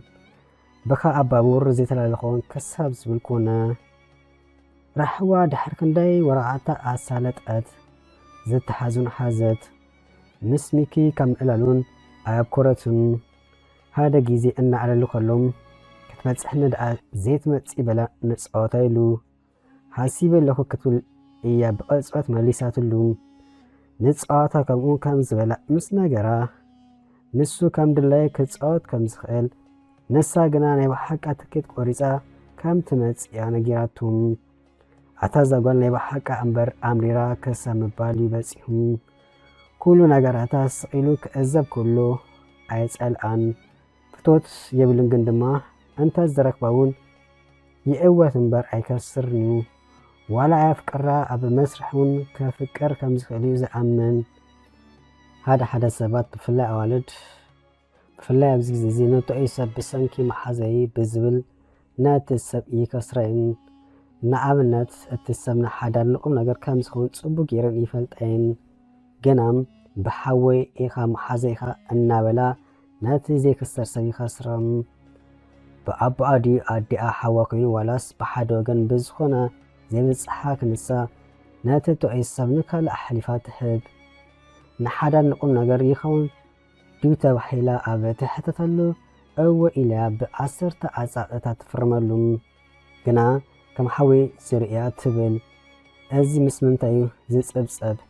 مش الشنات ولاس أنا نقو زبك أيكون كون إلكا نفس متحاتيوم أزيك من لازلو حطيو نخالة ناتم النخالو نأخي زيكون اللو مكنيات أنتايوم وش تخيطو إيسب إيو النابلكي زيتون يو مكنيات أنتايموخا بعلو فرسيك ألخو النابلكي زيركا فقري مسؤو يولي نابزبل ناتبيخا تملس يكون مبر محازو زخونكو انكو سلاز فتخيوم زيفتو سب زم محازو سب نتقم قديفكا اي ترعين سلازي فقري ابقو زون كما سلازي خيل تو ايو نقوم نقر خوني خيلي إلا حانت قال انت قميتا بشم محازا يدو حوي إلا أموخ أنسو إنا فتوى كله كت كسرو عز أقاميوم يكون أبكام زكونا تاتيزلو فقري بلونغن عفك عريتو انت تخون يخاس انبر زخاس رو يبلون رحاوة اون نقوم نقر حدار تخون قوال سلزكونات كل خاصر اون مرجوع يكونن هذا زي تملسلو حتو قنام اتزمت عصب انتواي سبليوم بز عباناتو قداي زي سالت الله سبزخونا اي بلتون نسون انتواي يلو اي حاتتن قنا نعا يو زي حاتتن بر اوشتوس نقو يحاتو لهم ماني تودي كي تردعون عمانقو سب يربش كحلو تسكفم مباركة حدا جيزي هم أنا قرات سلسم مساعتوا شاندحاتو قديفاتو زعينت ورا كابتي زيتسال أو زراويوم قد حاكون برحسب ناس إخا نتخندي سعارتات زرس سلكاسب أبزبت صح بس أحكا كشن دخول صبو أيكونن بدحريون تقيمو كاكتنا برايت قلني هم هلنا يك أسانت أي تركبني هم سلازي زكونة تقول بحاجي أتي تخدو زلا حجر زيكونس بحاجي أتي بروسس زجر الله سبك حلو علوهم أتوم أوداتو زي نفسهم كمسلي ولون زي بالك علمني زي كون كايو كمزي بزي حدار كلك يبلين تفاتيحة كلها تفاتيح كونيكا نتا قول كتحسون أي جبان أنا كمزي زسرح كمزي علمني إلكا نتا قول نتصور حويتا كتحوا كتقلالكم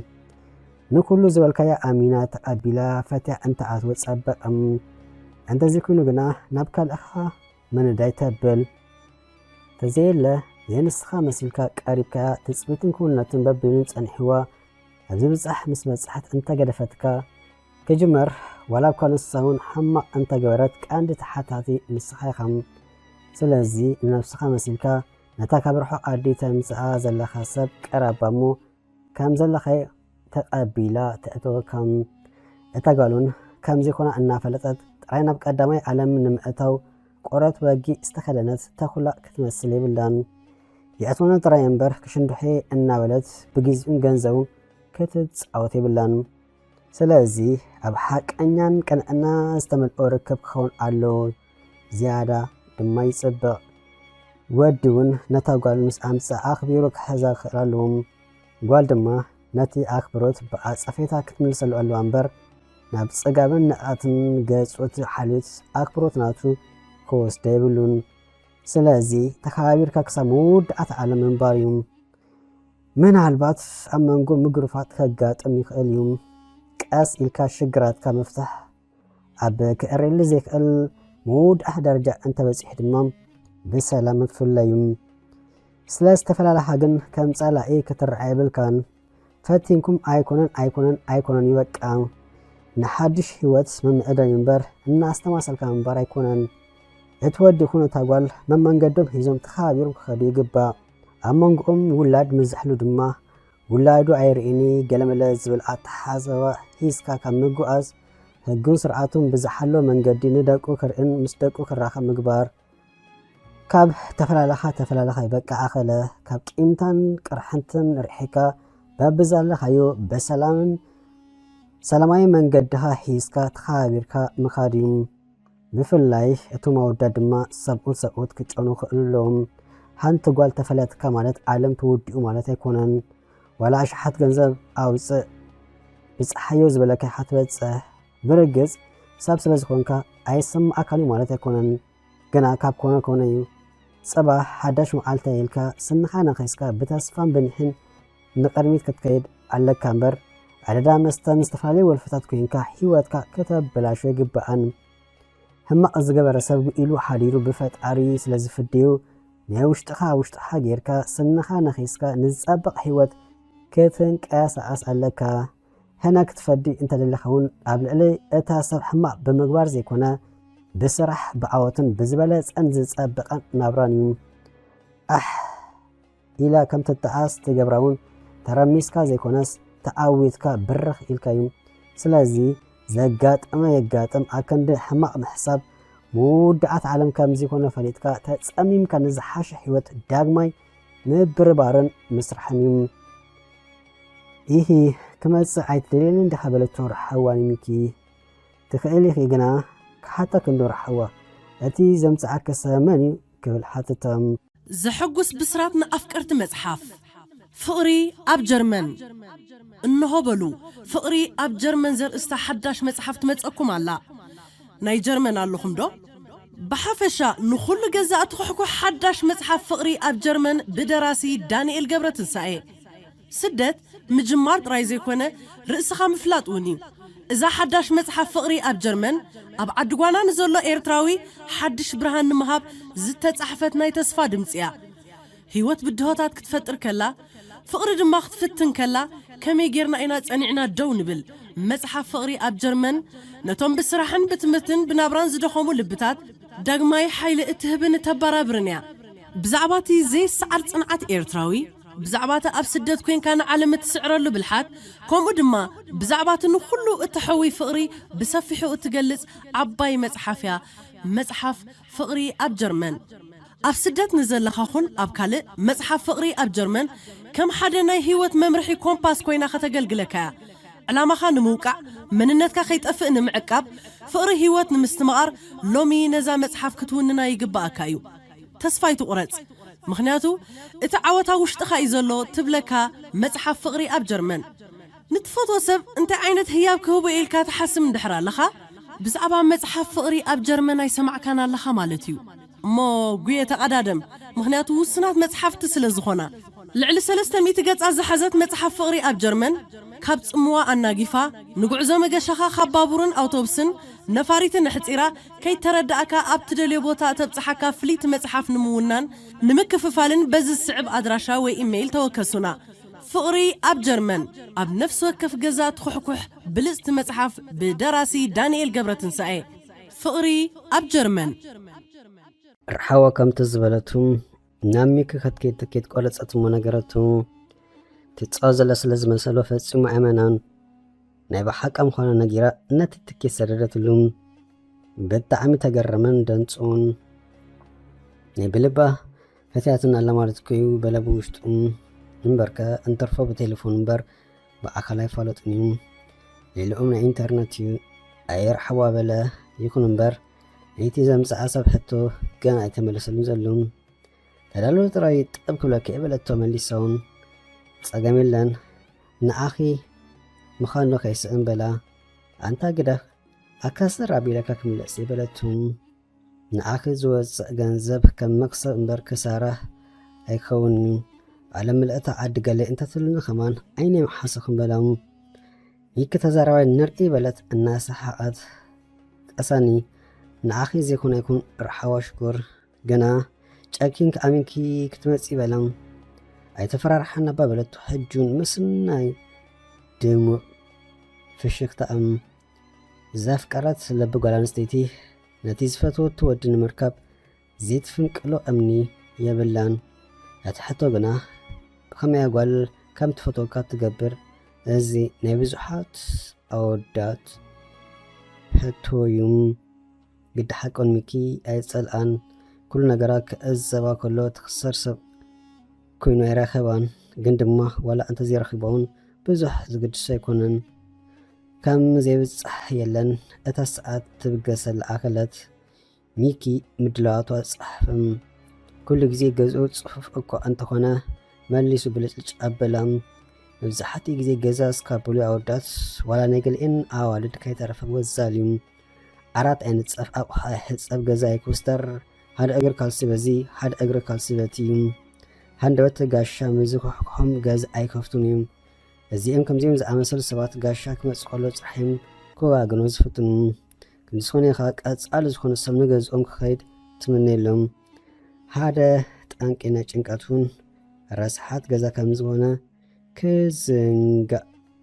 የብሉን ገዛኻ ፅሑፍ ንዝብል መንፈሳዊ ኣጋበቲ ስምዓካም ብኣቢሉ ድማ ፈኾስ ይብለካ ገሊኦም ሰኣን ናብ ኣፍ ደገ ፌስታል ጓሓፍ ምውፃእ ምስ ጓሓፎም ብዙሕ መዓልታት ዝግብሩሎም እዚ ተራ ዝመስል ነገር ግን መግለፂኻ ስለ ዝኾነ ክእረም ዘሎ ጉዳይ ገዛ ሚኪ ከም ፀሓይ ደሚቓ እንከላ ናብ መዓርፎ ንፈርቲ ኣበለ መጀመርታ ግዜ ብኣካል ክረኽባ ነሳውን ከምኡ ይኹን እምበር ብቪድዮ ኮል ይርአዩ ነይሮም ሃፋርያ ነይሮም ብክንደይ ጋዶ እያ ብቪድዮ ክትዕል ጀሚሮም ምስ ለመደቶ ግና በዓልያ ትድውለሉ ስለዚ እስካለይ ሲትረፍ ብቪድዮ ይፋለጥ እዮም ኣብ መዕርፎ ነፈርቲ ኮይኑ የማን ፀጋም ኣቅባሕብሐ ደርጋ መብዛሕትኦም ኣጋሾም ዝፅበዩ ዝነበሩ ሰባት ፊዮሪ ሒዞም ነይሮም ክገዝእ ድዩ ዋላስ እንታይ ምስ ነፍሱ ተዛረበ ገንድሓን ኣብኡ ከለኹ ዘይቅበላ ኢሉ ክፅበያ ጀመረ ከየፀበያ ኢሉ ቀድሚኡ ኣብኡ በፂሑ ገዲ ሓቂ ልቡ ፍርሓት ካብ ምባል ግን ኣዲ ኣይወዓለትን እንታይ ዝኾን ዘለኹ እናብለ ነፍሱ ከረጋግእ ፈተነም መቼም ከምዚ ወግሕ የለን ከም ዝበሃል ሰዓት ምስ ኣኸለ ነፋሪት ደበክበለት ርሓዋውን ነታ ንእሽተይ ሻንጣ ካብ ኣብ ርእሲ ኮፍ መበሊ ዘሎ መቐመጢ ሳንጣታት ኣውፅአት ክሳብ ኣብ ቅድሚኣ ዘለዉ ሰባት ዝወፁ ድማ ሪጋእ ሓዘት ቀስ እናበሉ ሰባት በብሓደ ካብታ ናይ ኣፋሪት ወረዱ ርሓውን ኣርከበት ኣብ ገፀን ሓጎስ ምልክት ይረአ ነበረም ብኡ ኣቢሉውን ፍርሃት ይስምዓ ነበረም ኣብ ርእሳውን ብዙሕ ሕቶታት ይመላለስ እዩ ዘሎ ሚኪ ብደገ ኮይኑ ናብቲ ኣጋይሽ ዝወፅሉ ኣፍ ደገ ምቁማት ኣይዕረፈን ሰላ ኢንተርነት ሰላ ማሕበራዊ ሚድያ ብዙሓት ሰባት ተፋሊጦም እዮም ነዚ ኢንተርነት ብግቡእ እንተመዝሚዝካዮም ብዙሕ ነገር ክትከስበሉ ትኽእል ኢኻ ነዚ ማሕበራዊ ሚድያ ብፀጋም ወጋን እንተተቐቢልከ ግና ሒዙካ ይሕልም ዝብል ብፍላይ ናይ ገሊኦም ሰባት ብጣዕሚ ዘደንፅዮም ገንዘብ ከዓርዩ ክብሉ ሰብኣይን ሰበይትን ምስ ደቆም ላይፍ ከይተረፈ ወፂኦም ኣብዚ ማሕበራዊ ሚድያ ገልጠምጠም ዝብሉ ኣለዉ ብፍላይ ሰብ ሓዳር ኮንካ ፕራንክ ዶ ገለዶ እናበልካ ናብ ማሕበራዊ መራኸቢታት ምውፃእ በዓልኻ ጉድጓድካ ከም መፍሓሪ ዝቁፀር ዝኾነ ይኹን በዓል ሓዳር ዋላ ፍቁራት ኣብ ማሕበራዊ ሚድያ ዝወፁ ናብራ ሂወቶም ካልእ ዋላ ሓደ ከይተረፈ ዘርእዩ ጉዳይ ብበኣስን ነገር ኣብ መወዳእታ ብፍትሕ ኮነ ፍቁራት እንተኾይኖም ብፍልሊ ዝዛዘም ሰላምታ ይብሉ ይኹኑ ብዙሓት ሰባት ዋላ እኳ ኣብቶም ፃምርቲ ፀገም ይሓሉ ነበለሞ ግና ዓይነ ሰብ ሕማቕ እዩ ኣሽሓት ሰባት ብናቶም ድሌታትን ብሓግን ኣተሓሳሰባን እዮም ዝጥምቱኻ እዚ ድማ ኣሉታዊ ሓይሊ ፈንዩ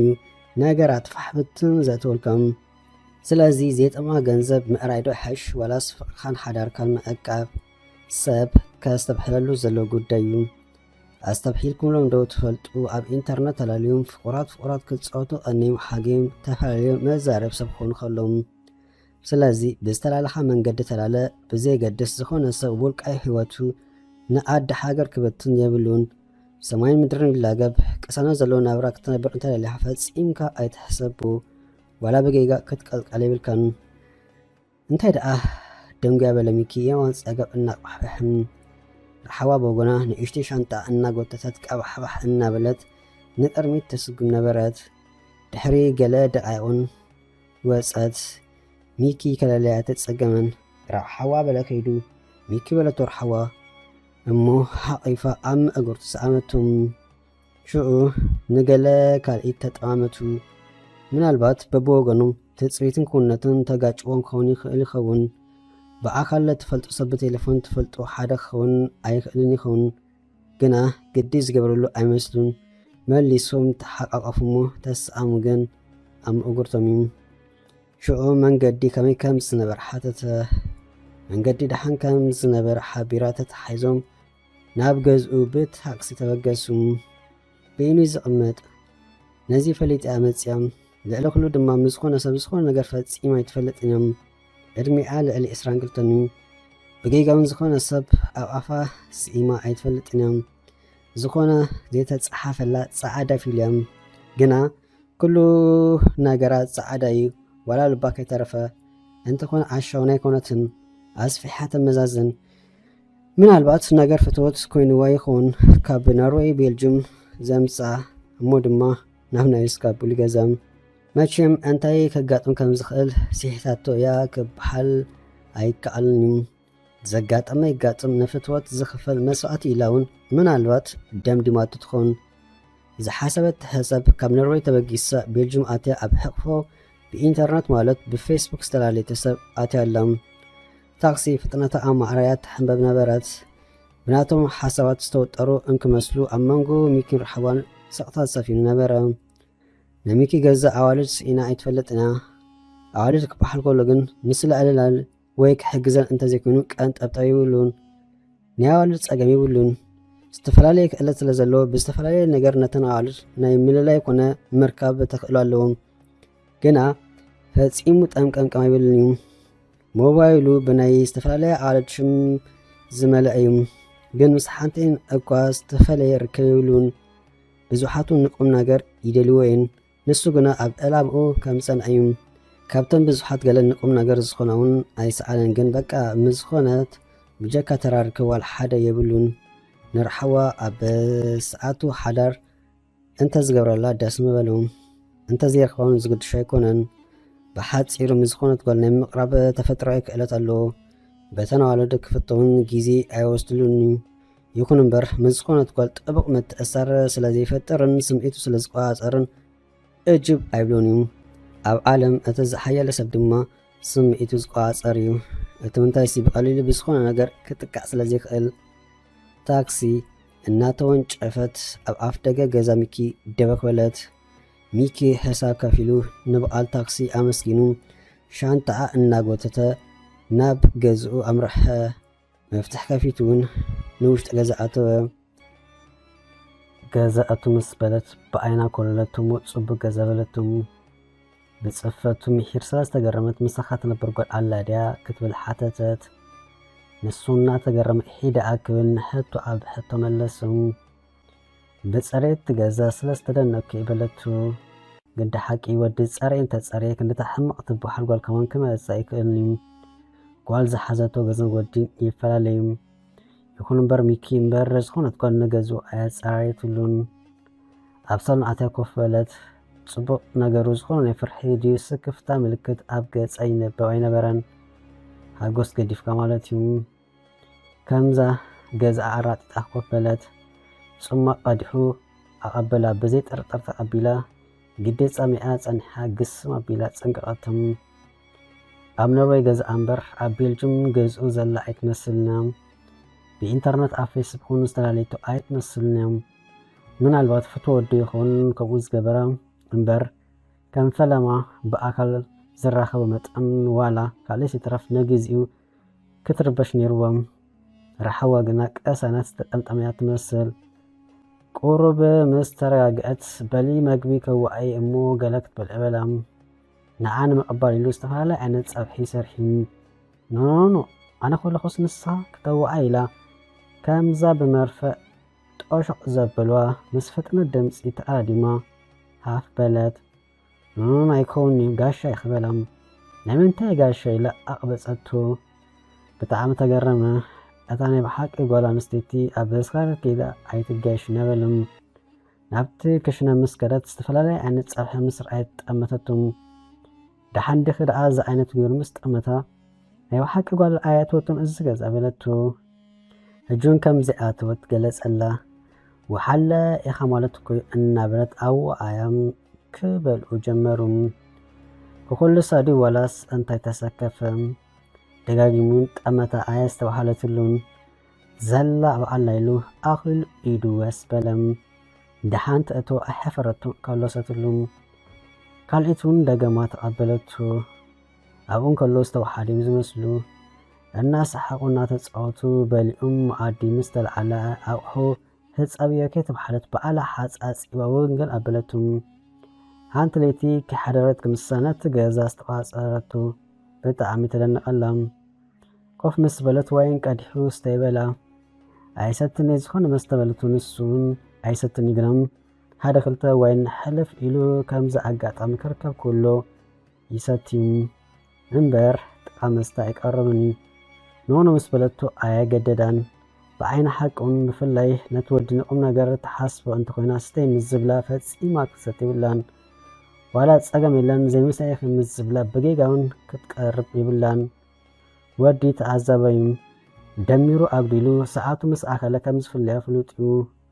أم نفسو كبرو زلو سب مساتايت السخرم قول كمرقو مرجو عيكونان كسبناتا مباليتو زرخبا كم جيزي محلفي كنا كتأك أملا يخون يكون مبر أم نفسو كبرو زلو ودي مساتايت السخرم قول كمرقو زي حسابيو من البات تتانيسا نسون من الباتيو كابكونا كجمر قال كتسكر كلا آيات سنبقلانيو فأسألك أنت زي سكرت كونا أنت زي سيديت تمراسيو أمو حانتي مستي عبي خبلا ميكي سوري ميك حاوي كوري خليها ملتو كم زي كوري اكوادا كم زي كوري اتو مسنا غرا هاقوس بلت صنيحو نفاس كحرمو وصو زتفلالي بوتاتات النار كله أبقى كلتا أولد زفلتان كوف إلى المصر عيه رحوا كهست وحالت له كلها أنفتات أبين أبقى لبوت حيزوا خدم بركة أبتخاي بزحات أولد أبقى ربا كون الرحو يفلت زازر خبن بالصبق سلام مزبلن زي مرقع منفس نرحوا كأصليخ اليوم بزخونة تقال ركب كام زي بلو نساعتهم كون نسو أعص أبقى يفلت نزفتوت لبدو قران استيتقنا أزيكا بيديو كاب كونو بسلام جيزيو مصر حواي حلفتو والاس نقر يمتس نزخوني زخونة تقال كي ترخبون كي دولالو نفت أريو زلمن زنابرام انتاي رأس تربشكات مبسل بلدتو أي تربشكون رحوا شكر زدخم كي يخط مبسلين أناي كابتشونو خقاب زكي إيلو ناب كافة يزو آتوام كابتشونو عزيزم تتقومو كألو تسانيحهم حساب خفلو سلزنبرام الناوس خل آنيز خفلي لوات أتبلت نونو انت ولاك نبأسينا مسبلتو بنفسو وات أتسلزفتو هرا إيلو فقال اللهم مالي السم قول نقولني أن على نتختما قول لوا استفالي سألتات مذكرتون أو استفالي بوتاتات ወሰዱ ብጀካ ናይ ሓጎስ ምልክት እምበር ዝኾነ ኣይረኣየላን እዚ ንሚኪ ከሓጎሱ ኣይተረፈን ተሓት ተስሓቅ ተፃወት ምስ ዝኾነ ወዲ ከምዚ ዓይነት ነገር ዝሓለፈት ኣይትመስልን እያ ብርግፅን ከምኡ እያ ኣወዳት ኢና ዘይኮነሲ ካብ ቀደማ ብነብሳ ከምኡ እያ ስራሕ ትምሕርቲ እምበር ፍቕሪ ተፃዊታ ኣይትፈልጥን እዮም ኣወዳት መሓዙት ነይሮማ ይኹኑ እዮም ግን ምናልባት ንሳቶም ብዓይኒ ፍትወት ጠሚቶሞ ክኾኑ ይኽእሉ እዮም ንሳ ግና ፈፂሞም ግዳ ሓቂ ወዲ ምስ ጓል መሓዛ ክኸውን ይኽእል ድዩ ዝብል ብዙሕ ክትአን ሕቶ ይለዓል እዩ ብርግፅ ክኾኑ ይኽእል እዮም ብኣግኡ እንተዘይተፈላለዮም ግና ሓዲኦም ካልእ ስምዒት ከም ዘማቐበሉ ግድን እዩ ብፍላይ ብዛዕባ ወዲ እንተዛሪብና ግና ነተራ መሓዛ ኢሉ ምስኣ እንክልል ዝብል ወዲ የለን የልዋሕ ሕፃር ከም ዝፈትዋ ፍሉጥ እዩ ኣነ ንስኻን ፍቑራት እንተንኸውን እንተትብሉ ዓይኑ ክሓሰይ ሓራይ ምስ በላ ብዛዕባ ውሑዳት ኣወዳት ዘይኮንና ንዛረብ ዘለና ብዛዕባ ብዙሓት ኢና ሓፈሻዊ ማለት እዩ ስለዚ ኣብ ባይታ እንተመፂኻ መሓዝያ እንተበለ ፈትወት ከም ዘማቕብል ግድን እዩ እንታይ እዚ ዝፅበ ዘሎ እንተተባሂሉ ነታ ልክ ኣጋጣሚ ንበል ምናልባት ንስ ኣፍቃሪ ይሕልዋ ይኸውን እሞ ክሳብ ዘበኣሱ ይፅበ ይህሉም ምናልባት ምስ ዝበኣሱ ብቐረባ መተካእታ ክኸውን ዝኽእል እቲ መሓዘያ ዝብል ዝነበረ ወዲሙ ብዛዕባ መሓዛ ካብ ተላዓሎም ዝኾነት ጓል ኣብ ሓዳር ምስ ተኣቱ ኮነ ኣፍቃሪ ምስ ተሕስ ካብዞም መሓዙቴ ዝብሉ ኣወዳት ክትርሕቕ ኣለዋ ወዲ እውን ምስ ብዙሓት ኣወዳት መሓዙተያ ምስ ትብል ጓል ፍቕሪ ክምስርት የብሉን ዋላ እኳ እታ ጓል ዝኾነ ነገር ኣይትግበር ግና ክፍእ ክብላ ከሎ ኣብ ኦም ከይዳ ስለዝተተንፍስ ዝሓሰበቶ ከጋጊዎ ይኽእል እዮም ስለዚ ንሱ ጥራሕ ኣለማ ክኾን ኣለዎ እቲ ወዲ እውን ነዚ ፈሊጡ ከምቲ ኣለመይ ዝበለቶ ብኣክብሮት ሒዙ ኣለመይ ክብላ ኣለዋ እቲ ሕማቕ ነገር ግና ሓደ ግዜ ድማ ኣዋልድ ኦፍ ዝብለን ወዲ ኣይፈትዋን እየን ስለዚ ሚዛኑ ብዝሓለወ መንገዲ ሓልዮትካ ኮነ ኣክብሮትካ ርእያ እታ ጓሉ ነቲ ኣክብሮት ብኣፀፈይታ ኣክብሮት ክትምልሰሉ ኣለዋ እምበር ናብ ንኣቐትን ናብ ናበይ ከይከይድ ክወስዳ ይብሉን ዝኾነ ወዲ ኣብዚ ዓለም ዝደሊ ካብ ጓል ኣንስተይቲ እቲ ዝዓበየ ነገር ክብረት እዩ ዝኾነ ወዲ ካብ ጓል ኣንስተይቲ ክብረት ምዝስእን መወዳእቱ ነገር ብምፍላይ ከም ዘዛዝም ፍሉጥ እዩ ስለዚ ወዲ ኣኽቢሩ እንተሒዝዋ እታ ጓል ኣንስተይቲ ነቲ ወዲ ኣኽቢራ ክትሕዙ ኣለዎም ምሸት ኮይኑ ድራር በዓል ሚኪ ኣብ ገዛ ተደረሩ እሞ ጎኒ ንጎኒ ድማ ኣብ ሳሎን ኮፍ ኢሎም ከዕልሉ ኣምሰዩ እዋን ደቃስ ምስ ኣኸለ ሚኪ ምስ ነፍሱ ዘረባ ሓዘ በበይና ዲና ክንደቀስ ዋላስ ኣብ ሓደ ዓራት በለም እዚ ዓብይ ሕቶ ኮይኑ ንርእሱ ኣናወፁ ንሱ በበይኖም ይደቅሱ ምስ ኣፀገም ይብሉን እቲ ሕቶ ኮይንዎ ዘሎ ግና ንሳ ብኸመያ ክትርድኦ በይኑ እንተደቂሱ እንታይ ኮይኑ ክትብል ድያ ምሳኸየ ዝድቅስ ምዝብላኸ ትኽርዶ ትኸውን እናበለ ክሓስብ ፀኒሑ ንእበሊ ደቀሲ ይበላሙ ነፍሲ ንቐድም ክሕፀብ ደበለቱ በሊኽ ደኣ ምስ በላ ካብ ንበልዕ ክንደይ ኮይ ብዙሕ ኢና ጌርና ፀገም የብሉን ኢሎም ነፍሳ ናብ ምሕፃብ ኣትወት ብትዕግስቲ ክሳብ ትውድእ ተፀበየሙ ናብ መደቀሲ ክፍሊ ወሰደ ክፍት ምስ ኣበሎ ከምዛ ክትኣቱ ኢላ ዘይመፀት ደበለት ብዝረኣየቶ ነገር ዝተገረመት እያ ትመስል እቲ መደቀሲ ክፍሉ ብፍዮሪታት ተነስኒሱ ዝተነፍሐ ባላንችና ደሚቁ ነበረ ንክትሪኦ ዘብሐ እኳ እንተነበረ ረሓዋ ግና ኣክንዲ ተኣቱ ክትምለስ መሪፀም ብኩነታታ እናተገረም ሒዳ ምስ በላ ብጀካ ወላ ሓደ ምባል ዝወስኸቶ የለን ግና ፀኒሓ ኣብቲ ካልእ ክፍሊ ክድቅስ በለቱ ዋል ሓደ ፀቕጣ ይገበረላን ኣብ ካልእ ክፍሊ ገዲፋ እንተደለየውን ኣብ መሬት ኣንፂፋ ከም ትድቅስ ነገረሙ ናብታ ዝበለቶ ክፍሊ ወሰዳሙ ምናልባት ዘሰክፋ እንተኮይኑ ማዓፆ ሸጊጣ ክድቅስ ከም ትኽእል ሓቢሩ ናብ ሳሎኑ ተመሰም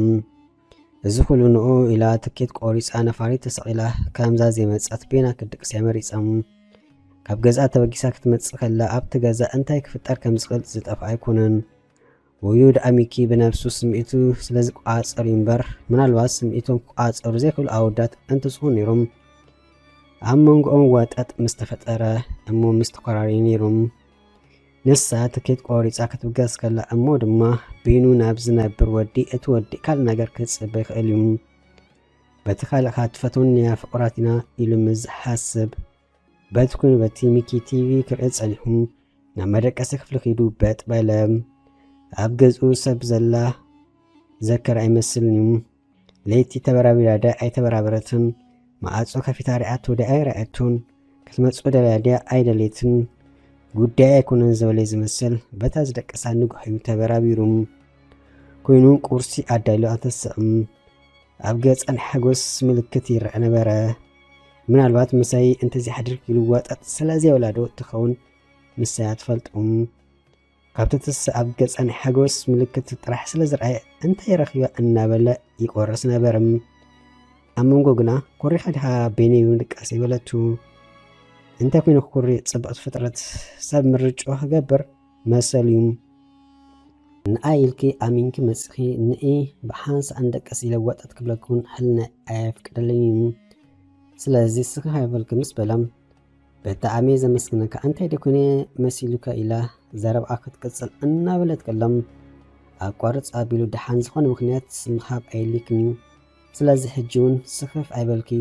ከምታ ዝመጻኽያ ከምኣ ክትምለስ ኢኺ ነብላ እሞ ዝወርወር ክንብሊና ምስ በላ ሓራ ኢላ ስቕበለት ምስ በልኡ ረፍርፍድ ምስ በለ ሂዝዋ ናብ ዝተፈላለየ ቦታ ወሰዳ በቲ ሓጓዝ እናሓቕፈቱ ኣብ ምእግርቱ እናሰኣመቱ ዝተፈላለየ መዘከርታ ስእልታት ወሰዱ። ኣብቲ ግዜ ኣብ ዓለም ቁፅሪ ሓደ ሕጉስቲ ሰብ ትመስል ነበረት። ኣብ ልዕሊ ዘለዎ ኣኽብሮቱን መሊሱ ዝወስኽ ዝመስል ሽዑ ኣብ ሓደ ቤት ምግቢ ኣትዮም ኣዚዞም ዳርጋ እዋን ምሳሕ ስለ ዝኣኸለ ተሚስሁም ክሳብ ኣብ ምኽፋል ምስ መፀ እንተዘይከፈልኩ ኢላ ሕጁ ወጠጥ በለት። ክሳብ ኣሳሳት ትግረም ኣነይ ዝኽፍሎ እናበሉ ተዋጠጡ። ኣብ መወዳእታ ግና ክንበኣስ ኢና ስለ ዝበላ ግደፈትሞ ከፈሎም። ከምዘም ተበለስቲ ኣዋልዳ ኣይኮነትን ገሊአን ኣዋልድ ወዲ ጥራይ ኩሉ ግዜ ክኸፍለኒ ዝፅብያ ኣለዋም። ንሱስ ድሓን ፀገም ኣይመሓሎን ግና ዋላ ንቐል ዓለም ካብሪካ ይበሃል እዩ። ሓንቲ ነይራና ሓደ ታኽ ዘበለቱ ንዓነ ኢላ ናብቲ ዝኸበረ ቤት ምግብያ ተወስዱ። እቲ ፀገም ኣብቲ ዝኸበረ ቦታ ምኻዶም ዘይኮነ ዝተፈላለየ ዝኸበረ ነገር ጥራይ ትእዝዝ ምዃኑ እዩ። ማዕረ ክንዶ ኣመና ስስኡን ንዓይ ጥራይ ይጠዓመኒ ክትብል የብልካን። እቲ ምስኣ ዘሎ ወዲ ኢብ ገይሩ ይኹን ፍቕሪ ስለ ዘሎ ዘዝበለቶ እንተሰምዓ ኣሻ ስለ ዝኾነ ግና ኣይኮነን። ስለዚ ሓርጎንጎም ዘይምባል እዩ። ባዕልኻ ንዘይከፈልካሉ ነገሩን ከም ድለካ ክትኮን ብዓይነ ሕልና ደረጃ ጽቡቕ ኣይኮነን። እዚ ወዲ ዘለዎ የብሉን ግና ንኣ ክኸስር ስለ ዘይደለዩ ተለቂሕ ድዩ ለሚኑ ለማሚዩ ዝጋብዛ ነይሩ። ዕዳ ምስ በዝሖ ግና መውዳእትዩ ፈቲከፈቶ ካብኣ ርሒቕ እዩ። ርሒቑ ዘይኮነ ግና ዝበሃል ናጽነት ኣውጁ። በዓል ሚኪ በሊኦም ምስ ወፁ እንታይ ደኣ ዘይከፈልኩ ኢልኪ ወጠት ትብሊ ንዓና ኣባ ግደፍ እናበላም ሚኪ ሓወይ ተይጸገም ኣሎ ጽባሕ ድማ ንስኻ ምስ ከፈልካ ዘይ ዓለም ተመላላኢተ ኣይመስለካ ብናይ ፍቕሪ ዓይኒ እናጠመተት መለሰትሉ። ጽቡቕ ኣላኽ ግና ወዲ እንተኸፈለዩ ጽቡቕ ምስ በላም ዋላ ሓደ እንተ ዘይብለይ ምናልባት ሓቂኻ ምስ በልኳ ገንዘብ ከለኒ ኩሉ ንኣኻ ከገድፎ ግና ጽቡቕ ይሆን ምስ በለቱ ፈጣሪ ኩሉ እዩ ኣዲልኪ ጽባቐ ልቦና ምስ በላ ፈሽኽሽኽ በለት። ንዓዳ ዘሐጎስ እያ ትመስል ምዃን ንዓዳ ዝጸልአ ሰብ የለን። ብፍላይ ኣዋልድ ብሓፈሻ ግን ኩሎ ሰብ ንዝኾነ ሰብ ኣብ መንገዲ ንኣብነት ንበለቱ ወዲ ጽቡቕ ክዳን ተኸዲኑ እንተሎ ዋው ገለ ዓይነት ክዳን ኢልካዩ ዘይትፈልጦ ከለኻ ምስ ተሓልፍ መልእቲ መዓልቲ እቲ ሰብ ተሓጊሱ እዩ ዝውዕል። እዚ ክበሓል ከሎ ግና ሰባት ክንዕዱኻ ኢልካ ዝኾነ ነገር ክትገብር የብልካን። እቲ ምንታይ ስሚት ፀርፍኻ ኣብ ደክተወፅኦ ዘይትኽእል ነፍሰ ምትሓት ስለ ተኣቱ ካብ ኮነ ምእንቲ ሰባት ክትሕጉስ ዘይኮነ ምእንቲ ነፍስኻ ክትብል ክኸውን ኣለዎ። ብኡ ኣቢሎም እንተንዓዱኻ ድማ ሓቀኛ ናይ ዓዳ ዘጽላእ ኣይኮነን። የመልሲ ርእሰ ተኣማንነትካ ዘበርኸ ይኹን እምበር ህይወትካ ብንዓዳ ኮነ ጸለመታት ክጽሉ የብሉን። ኣብ ዝኾነ ቦታን ግዜን ርእሰ ተኣማንነትካ ክትጠፍዕ የብልካን። ርእሰ ተኣማንነት ዘይብሉ ሰብ ልክዕ መኪና ብዘይ ነዳዲ ወይ ድማ ሞባይል ብዘይ ቻርጀር ማለት እዩ። ክስሕቁ ክፃወቱ ኢሎም ኣውቶቡስ ተሰቂሎም ናብ ገዛ ኣበሉ። ግዲ ድኻም ገይሩላ ኮይኑ ረሓዋ ኣብ መንኮቡ ፀግ ኢላ ደቀሰት። ዘለዓለማይ ቀሳነት ዝረኸበት እያ ትመስል። ጠሚቷ ፍሽኽ በለሞ ምስ ገዛ ርእሱ እናዓለለ እውን ኣብ መውረዲኦም ፌርማታ ስለ ዝበፅሑ ሒዝዋ ወረደሞ ገዛ ኣተው። ኮፍ ክትብል ኣይተረኣየትን። ቅያር መግቢ እንተኾነካ ኢላ ድራር ናብ መስርሕያ ዝኣትወት ከምታ ዝበለቶን ሰራሪሓ ኣካላታ ሓጻጺባ መጽያ ኣብ ጎኑ ለገብ ኢላ ተኸፈለት እሞ ፊልም ክርኢ ጀመሩ። ብኮፉም መሬት ዓረበት ተደሪሮም ከምታ ዝነበርዋ ኮፍ በሉ። እቲ ሳሎን መልኢ ኮፍ መበሊ ከሎ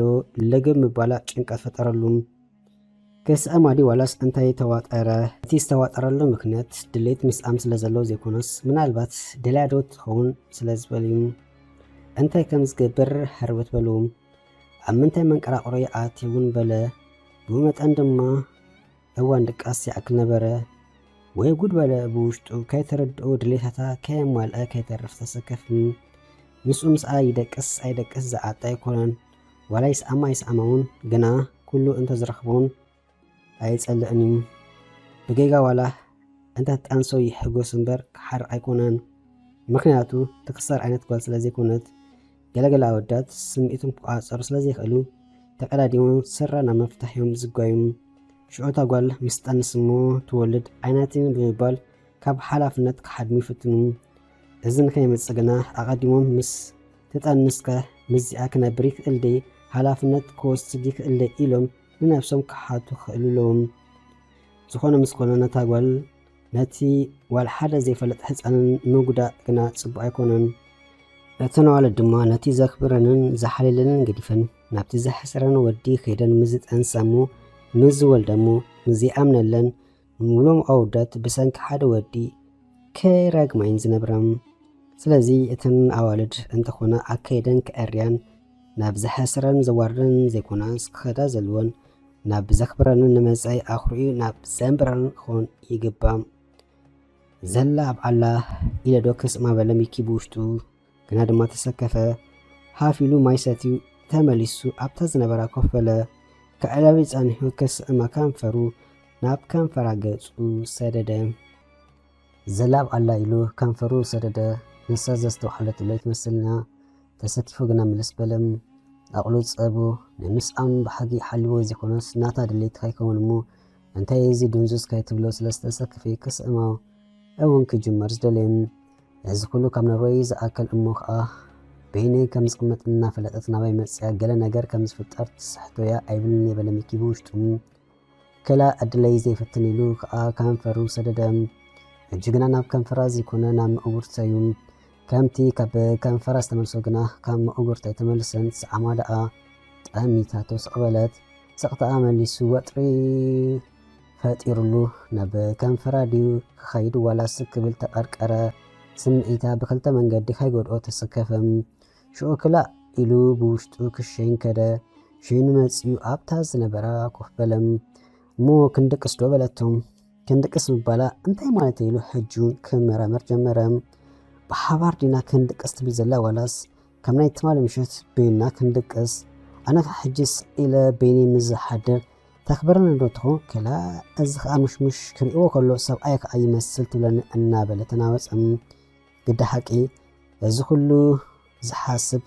ናታ ድሌታት ብግቡእ ስለ ዘይነፀረሉ እምበር ምስኣስ ገይርክም ናይ ምፍጻም ባሕጊ ሓልዎ ኣይኮነን።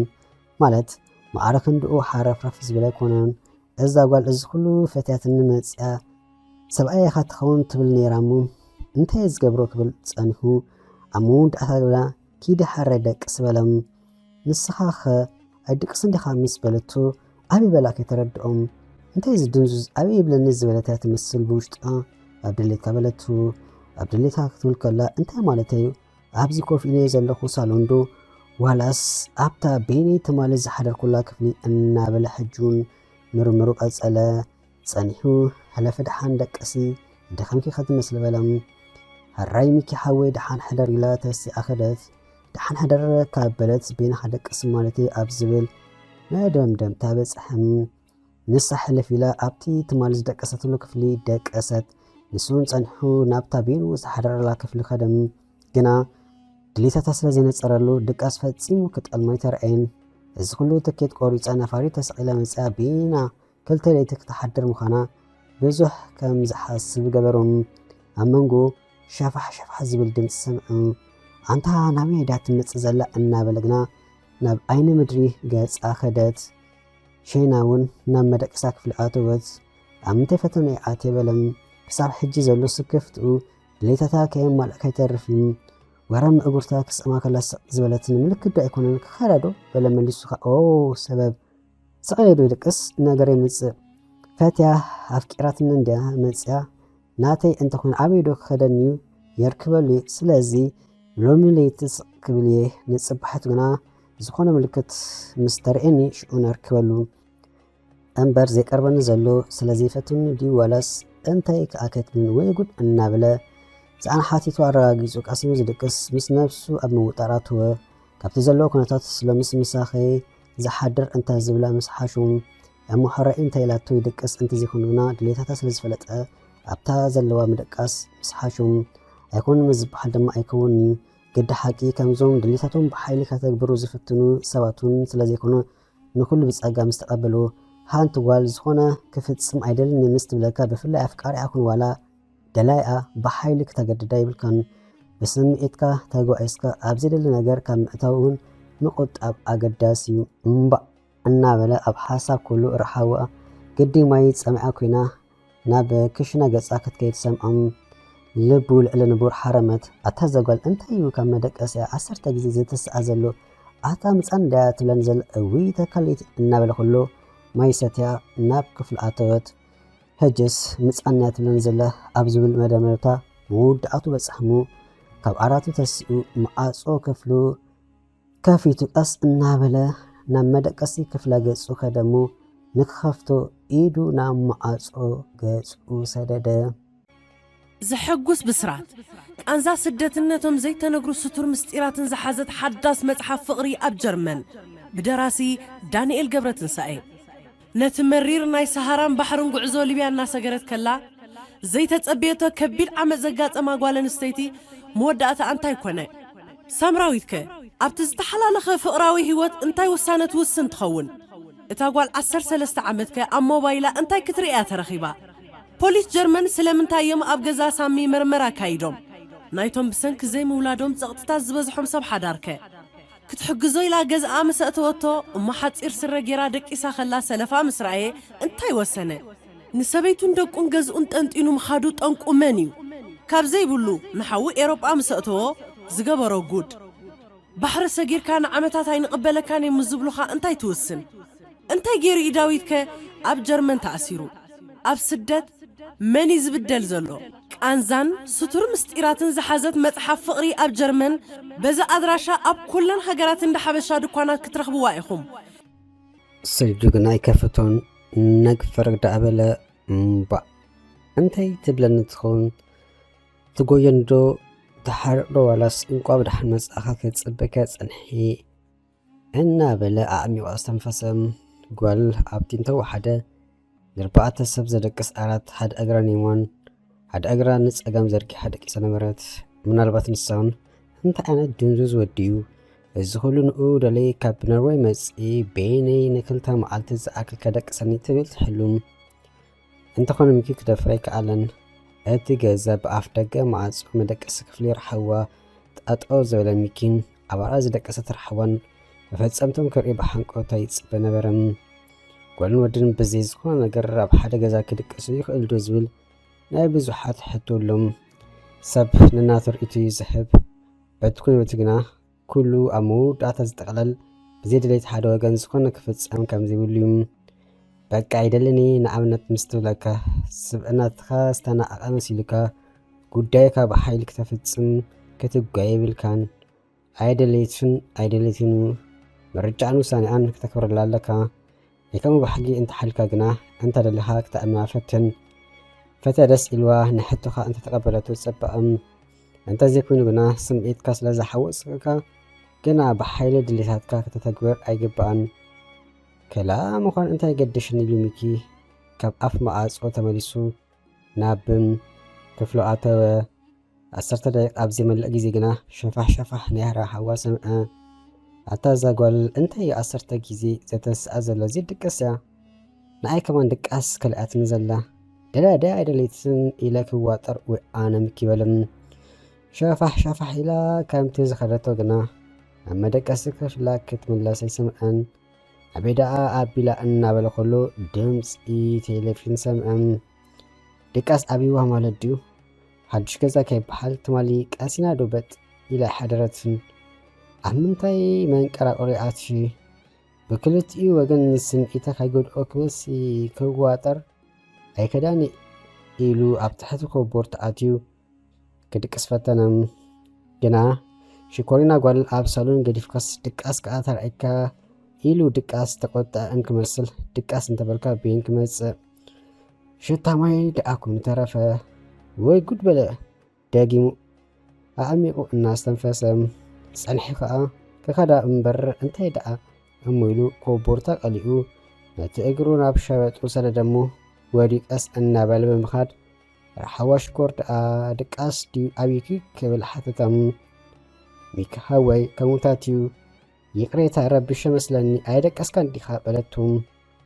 ويدك اسكان دكاس كاتر ان بلبوشتم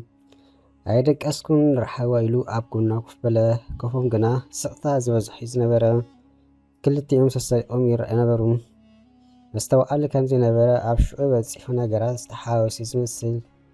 إيدو سليدون إيداك حسود ليجن حجون تسكفه زلاب على إلو سلدا جنا قدمي متنكفو ملسن في الجمندو تخون بله جنا أم أقرتاكس أما كله إلاتويا نزع بقمت بمئتاو إيدو سليدو إيداس حبو عصاب أتو أو عصاب أتا كاركاران زخونا قبرمال سيحابة جنا لبا الألنبور يحرم نبرم من الوقت رأي سكر جزاء تسم إخونيو ميكي خزارب جنا أي تسم أن نتيلسلس إذا مليسو كارو أبيلو حازو بقصبت يأدوم مقود فترم كاي جاننكا نيوراي صبحي مسرح نيروم ازوم سبات أرقى زبلوم راس براس بينوميوم اتو كوف زبلو سالون اتنشمو ستول اتيفي اتمبقوت أولا اتي أمن دقس تسألة نيسألة فريم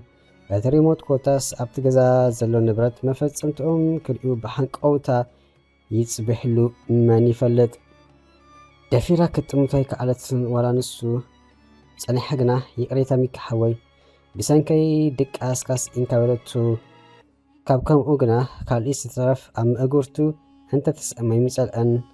اتمنتايسي دليتا من تسأرر لمو نابتو قدام بلا أنت زيكون لمو تأمت يسوستك أسم سأجمل أن أخي قبل ولا ميت أمت بخوفي زي حدر بلا ميكي تزاربا أنا ليلة سقبلت مليسوم نتجازا بسقطة أنا صوم إيدهم جنا كيف لا ترين موتراي زفلنا زبلي مسلم كابن الساتم يأدوم زيادة استفارو مسلو ميكي كنا رحوا أطيعهم في زمزلو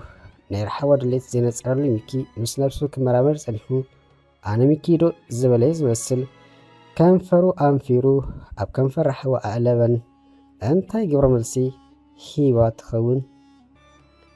كنفر ميكي استنكفك كنفر رحوا أنت مسئنيلو تقرأن حنقولا زقرب أنك مسل كم زاب زرسانا حاد سنجيرون تاشق زبلوانا تإرادة تسأت عبيت ميكي سنبدو آسانا بدا موودا لرتي أيركبون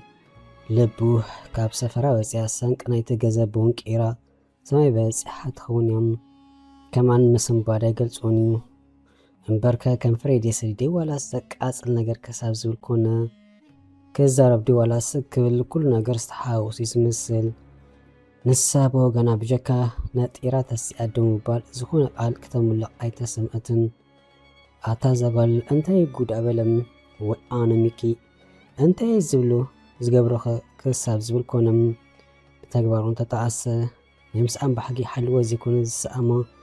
دليتا خيكون مو كي تردو حاسا لبا كاسمرا كي تعرف سلاز فرحيم أمونغ نقل دقائق سقطا سفن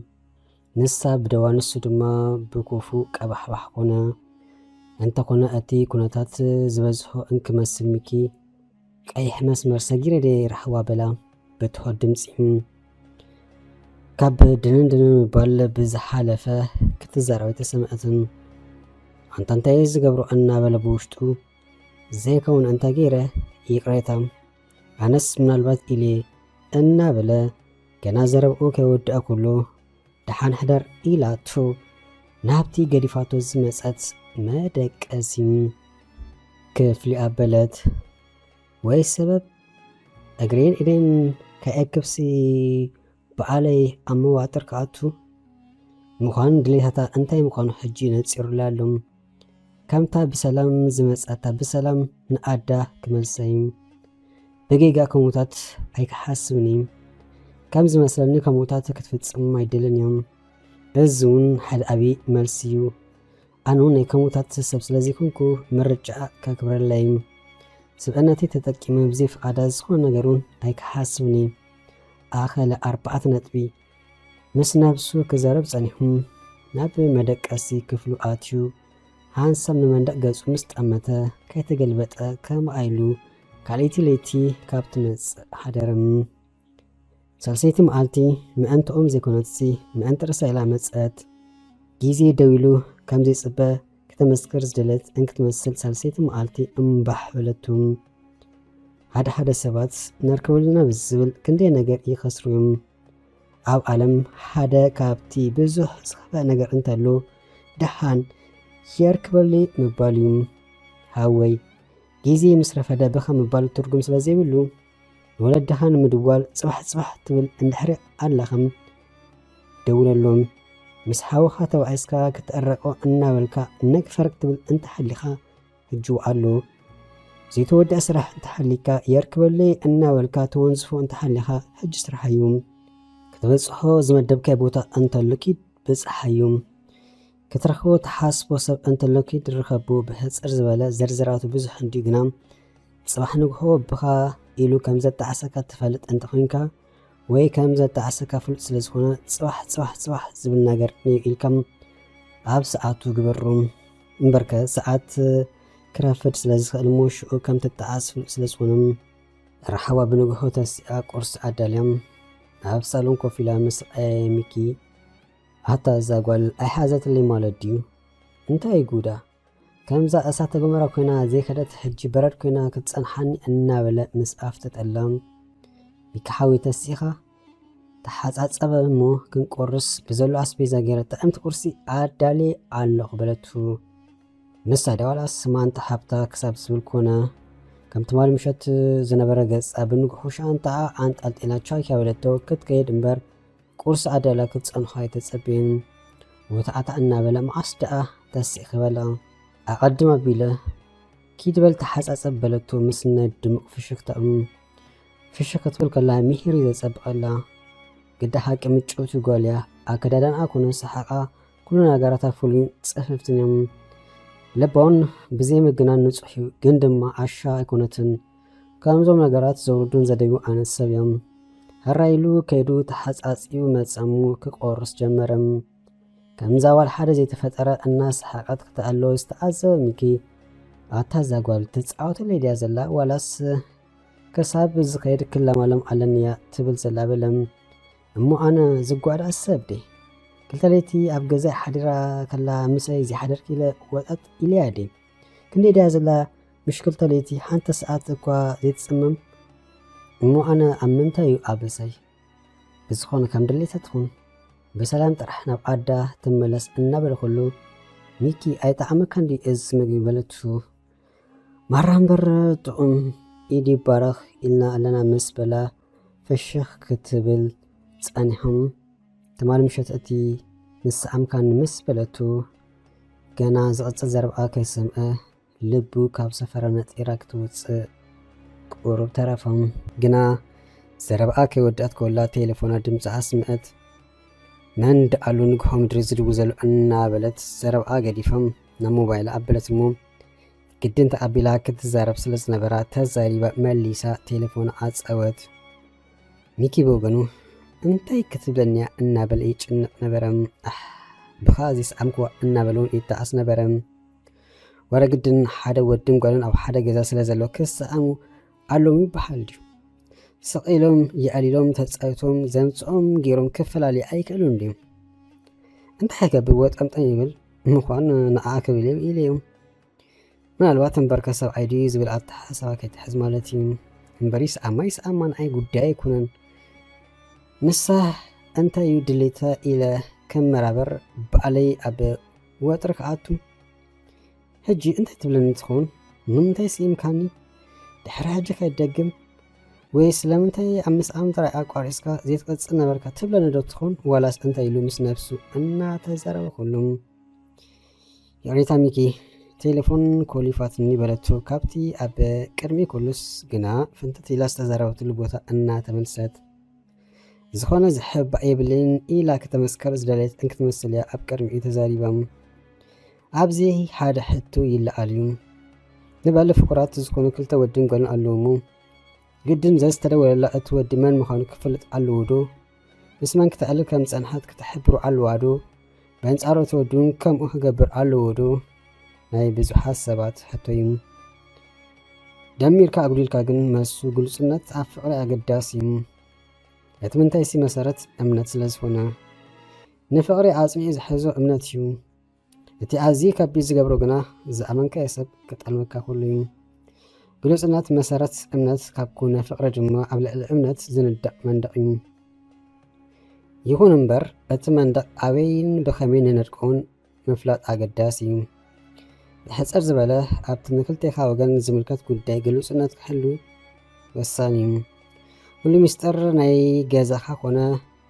ካልእ ነገራ ወይ ነገር እዮም ማለት ኣይኮነን፣ ግን ኣብቲ ንክልቴኻ ከራኽብ ዝኽእል ነገር ግልጽነት ምሕላው ተመራፂ እዩ። ንመለስከ ንሱ ትወዲ ምስ ኣፍቃሪቱ ኮፍ ኢሉ ኣለዉ። ቴሌፎን ኣፍቃሪቱ ድማ ኣብ ከንዲ እስክሪና ንላዕሊ ዝኸውን ተገልቢጡ ብታሕቲ ኮይኑ ኣሎ። እዚ ጉዳይ ንብዙሓት ዘካት እዩ። ብዙሕ ዓይነት ትርጉሙን ይህቡ እዩ። ገለ ካብኡ እንታይ ክትሓብእ ስለ ዝደለይትያ ንቴሌፎና ቁንቁል ዓፋ ትደፍእ ዝብል ማለት እዩ። ንገሊአን ለማዲ ይብሉ፣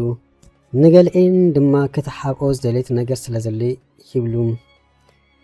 ግዳብ ዓይን ሓቂ ክንጥምቶ ከልና እቲ ልምዲ ዝብልዎ ንጎኒ ገዲፍና እንታይ ክሕባእ ዝተደለየ ነገር ስለ ዘለይ ከምኡ ዝገበረት ኢሉ ሰብ ክሓትት ግድን እዩ። ስለምንታይ ከምኡ ይገብራ ዝብል መልሱ እዩ ድማ ዝያዳ ሚዛን ዝህብ። ከምኡ ዝገብሩ ሰባት መነት እቲ ዝደወለሎም ሰብ ከይፍለጥ እዩ ኣብ ዝብል መደምደምታይ ዘብፅሕ። ምናልባት ሰብ ነናቱ ርእቱ ይሕብ ይኸውን። ሓቂ ድማ እስክሪን ናይ ቴሌፎን ክጅመሩን ዝተሰርሐ በልዓሊ ኮይኑ መነት ናይ ዝደወለ ሰብ ርኢኻ ክትቀበል እዩ። ነዚ ደኣ እሞ ሰብ ስክሪኑ ምስ ፈሰሰ ንምንታይ የዕርዮ ወይ ካልእ ሞባይል ይገዝእ? እቲ ካልእ ዝጥቀመሉ ጉዳያት ኣብኡ ተኸሎ ማለት እዩ። ስለዚ ቴሌፎን ምስ ኣፍቃርኪ ኮንኪ ቁንቁል ዓፍ ምድፋእ ወይ ገልቢትካ ምቕማጥ ነቲ ኣፍቃሪ ከጠራጥር ስለ ዝኽእል ምናልባት ልማድ እንተኾይኑ ልምድታትኪ ክተመሓሽ ምፍታን ኮነ ኢልካ ዝግበር እንተኾይኑ ወይ ካብ ኣፍቃሪኪ ክትሓቢኦ ትደልዮ ነገር ወይ ሰብ እንተሎ ግና ኣብ ምውዳእ ጠንቂ ናይ ምፍላይ ክኸውን ስለ ዝኽእል ልቦና ምዕባይ ተመራፂ እዩ። ብወገን እቲ ወድኡን ከምኡ ረሓዋ ነቲ ዝጀመረቱ ናይ ምስኣም ዘረባ ገዲፎም ናብ ካልእ ጉዳይ ኣበለት። እንታይ ደኣበለ ሚኪ ረሲዓቶም ኣልዩ ወላስ እናበለ ኣፍ ኣፋ ክፅበ እዋን ምሳሕ በፂሑ ተመሳሲሖም ድማ ክዛሩ ንደገ ወፁ።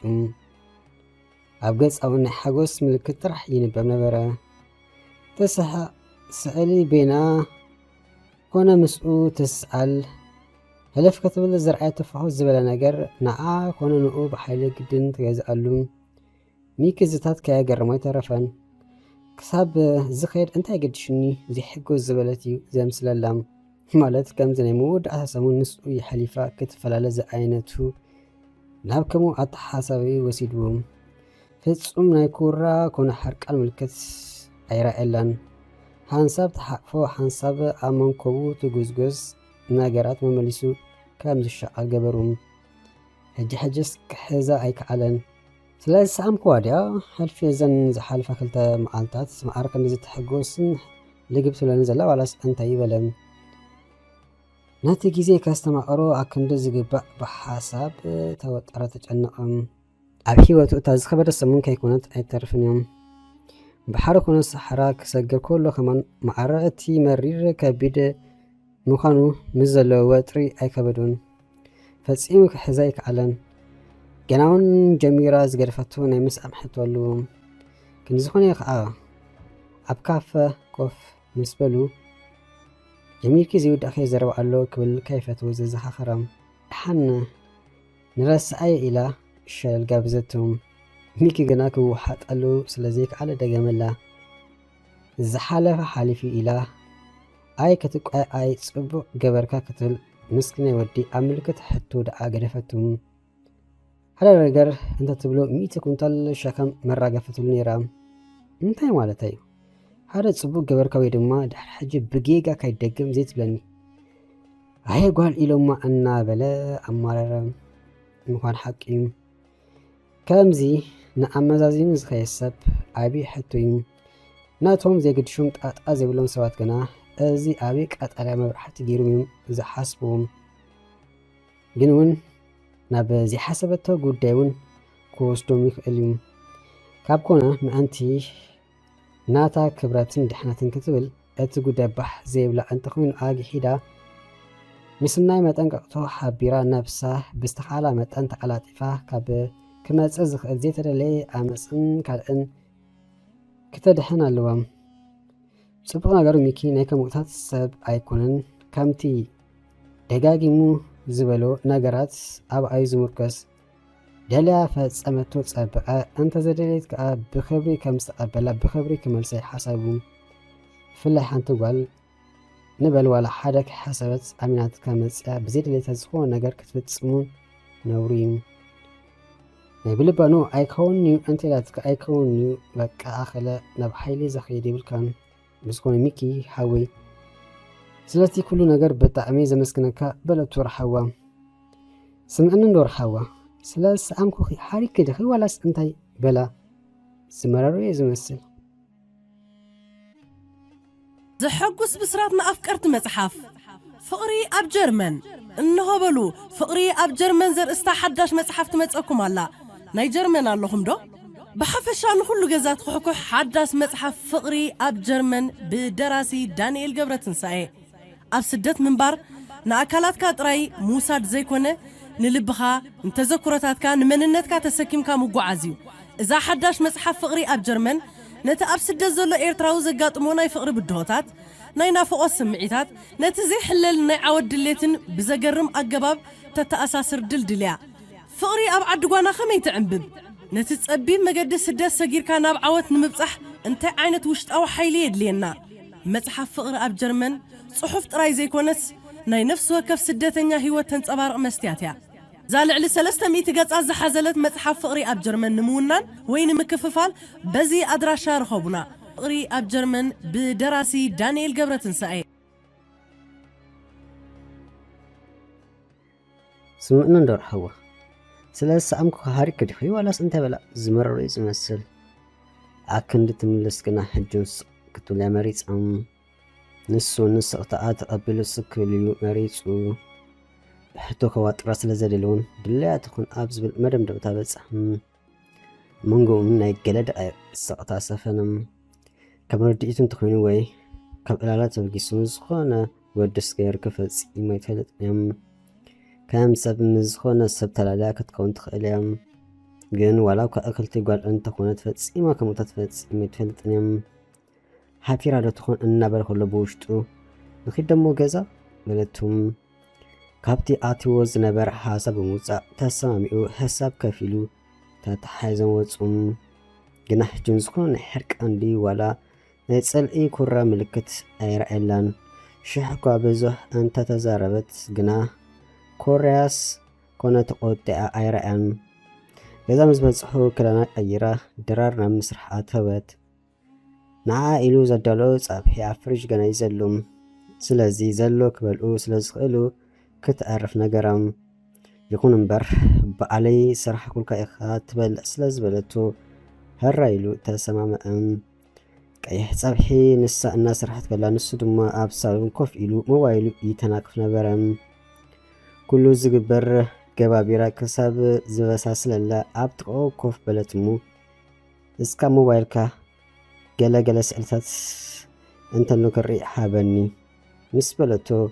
كم زبر كمس قسم زبلو بدو مخبلم ميكي حبنبا بلتو دقيمم كميلي موك حبام نابتي ممزقبي أسمات كونك أسر تليفون أنت بلا ብዙሓት ኣዋልድ ሽም ክትጸንሐዩ ናብ ስእልታት ቦታ እንተኺዳ ድማ ማለት ብገለ ኣጋጣሚ ምስ ጓል ዝተስኣሎ ወይ በዓለን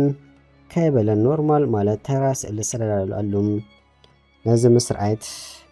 እንታይ ክስማዕ ይክእል ስለ ዝበለይ ብጣዕሚ ሰንበደም። ኣብዚ ግና ናይ ብዙሓት ሰባት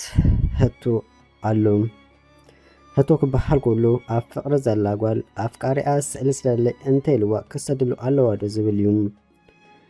ስእሊ ክበሃል ከሎ ግና ኩሉ ሰብ ዝሰኣሎ ስእሊ ዘይኮነስ ካል ዓይነት ፎቶ ማለት እዩ። ሰብ ንናቱ መልሲ ዝሕበልኳ እንትኾነ ሓንቲ ኣርሒቓ ኣስፊሓ ተሓስብ ጓል ኣንስተይቲ ግና ሰማይ ምድርን ይላገብ ዋላ እሳተ ጎመራ ዘይትስእ ዋላ ንምንታይ ምድሪ ተካፊታ ኣፋ ውፅያ ዘይትውሕጣም ፈፂማ ዋላ ብጌጋ ብዘይ ክዳን ስእሊ ክትሰደል ይብላን። ንሱ ጥራሕ ዘይኮነ ዋላ ንምንታይ ብፍቕሪ ሕርር ዘይትብል ብቪድዮ ኮል ክትዕልል ኮላ ዘይተደለየ ነገር ክትገብር ይብላን። ሰብ ሎሚ ሰብኣውነት ረሲኡ ናብ ኣሉታዊ ነገር ጥራሕ ዝጓየ ዘሎም ብፍቕሪ ተኣሲረ ወይ ብጣዕሚ ስለ ዘፍቀረ ጥራይ ዘይኣፍቃረ እንዳኣሉ ኣበይ ከይከደን እናበለት ዘይኮነ ነገር ካብ ምስራሕ ኮነ ምፍጻም ክትቁጠብ ይግብኦም። ጽባሕ ንግሆ ዝኾነ ምስኮነ ብኸመባል ኣብ ቅድሚ ሰብ ወፂኻ ምብካይ ትርጉም ስለዘይብሉ ማለት እዩ። ስለዚ ኣብ ፍቕሪ ተሓሉ ኣይተሓሉ ዋላ ብሓዳር ብዘይገድስ ካብ ዘይተደለየ ነገር ዝኾነት ጓል ክትርሕቕን ክትቁጠብን ይግባእ። ሚኪ እንታይ ደኣ ስኢልካ በለቶ ዘይበልኩ በለ ሚኪ እሞ ሓበኒ በል ስእልታትካ ኮነ ሓደ ነገር ከም መዘናግዒ ክርእዩ ብኡ ኣቢለውን ናተይ ስእሊ ምሳኻ ኣብዚ ዝተሰኣልኮ የርኢ ምስ በለቶ ክሕባድዩ ኖኖ ክብላ ተዋጠርም። ኣብዚ እስከ ዝኾነ ሰብ ኣብ ቦታ ሚኪ ኮይኑ ነፍሱ ይርኣያ መሃብኩም ዋዶ ዋላስ ኖኖ ምስ በልኩም ኩነታቱ ግዲ ተኣዚባ ኮይና ደሓን ብል ሚኪ ሓወይ ኣይትሸገር ኢላ ናብታ ቶክቶክ እናበለት ድምፂ ተስምዕ ዝነበረት ደስታ ደኣ ኣበለት። ምስ ከደትል ኡፍ ኢሉ የአሚቑ ኣስተንፈሰም። ዝሕባእ ሓሊዋ ኣይኮነን ግን ምናልባት ኢልዩ እምበር እቲ ስእሊ ክሓብኦ ደልዩን ኣይኮነን። ምስ ዝኾነት ጓል ፍሉዩን ርክበ ይብሉን ብዝኾነ ኣጋጣሚ ዝተሰኣሎ ስእሊ እንዳኣሉ ከይተዛረበት ውራይ ፀብሓ ኣብ ምክትታል ኣተወት ኮይኑን ፀብሒ በሰልኩ ኢላ ጥርዓን ምስ ኣቕረበት ኣውረደታ እሞ ሃዊኣ ጠፋፊኦም ናብ ባኞ ብምኻድ ነብሳ ተሓፂባ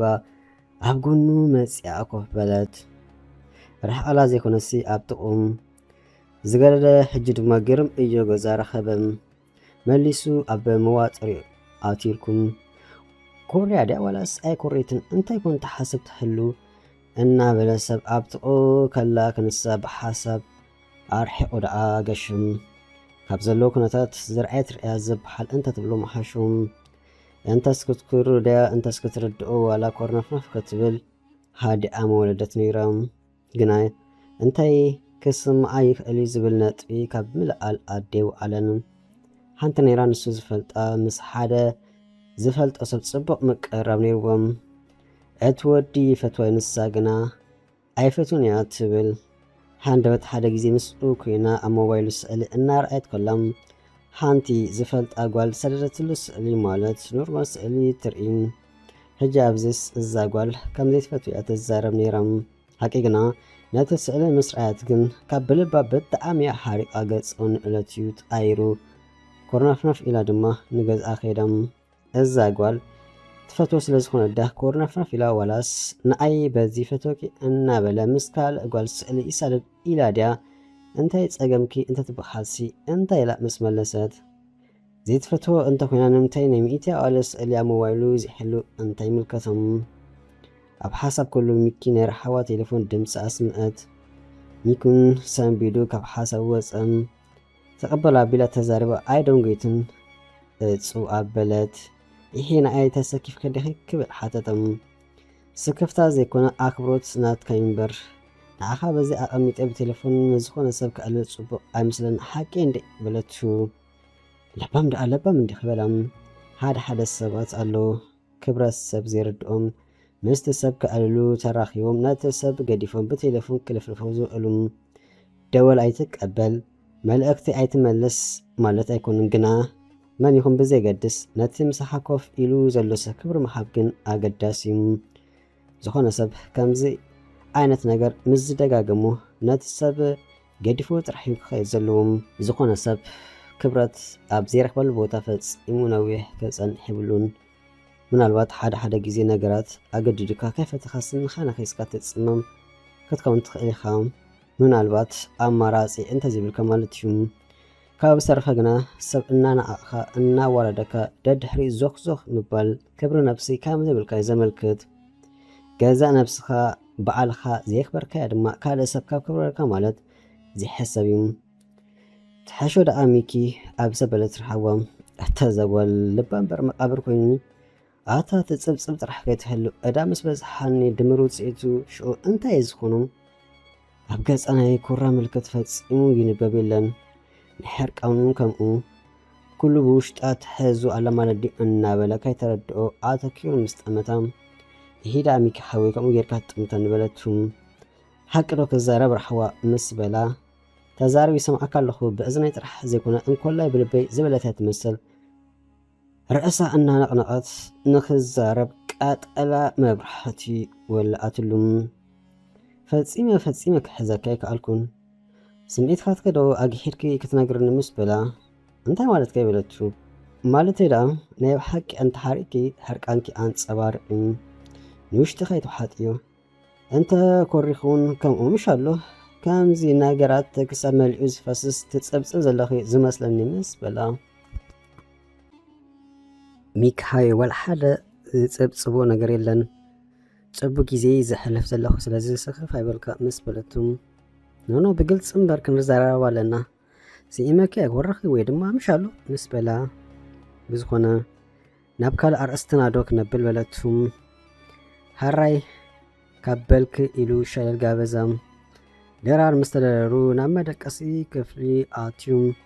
ካይተገላበጠ ደቀሰ ንሳውን ናብቲ መደቀሲ ክፍሊ ኣትያ በቲበጥ ዝበለቱ ኣውገሐቶም ብከምዚ ሰውን ብሓንሳብ ገበሩ ክሳብታ ክሳብ ከፋንዋ ናብ መዓርፎ ነፈርቲ ዝበፅሑ እንትርፎ ናይ ሓጎስ ምልክት እምበር ዝኾነ ካልእ ኣብ ገጽ ኣየንበበን ግዳ ሓቂ ንሳውን ብግቡእ ነቲ ዝነበረ ግዜ ዘስተማቐረትያ ትመስል ከምታ ዝተቐበላ ከም ዘላታ ከፋንዋ ኣብ መዓርፎ ነፈርቲ ክሳብ ትብገሰሉ ሰዓት ዝኣክል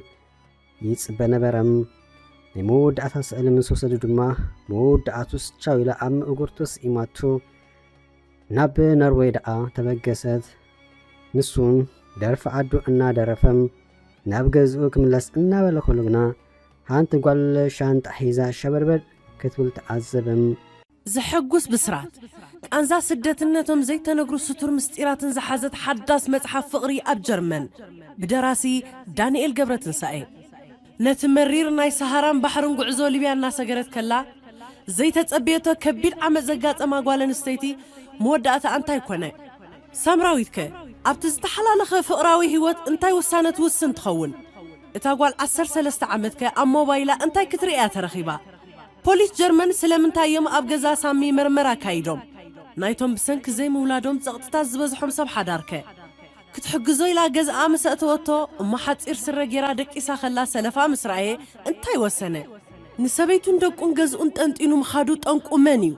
ካብ ዘይብሉ ንሓዊ ኤሮጳ መሰእተዎ ዝገበሮ ጉድ ቃንዛን ስቱር ምስጢራትን ዝሓዘት መጽሓፍ ፍቕሪ ኣብ ጀርመን በዛ ኣድራሻ ኣብ ኩለን ሃገራት እንደ ሓበሻ ድኳናት ክትረኽብዋ ኢኹም ከተካፋፍሉ ምስትደልዩን ተወከሱና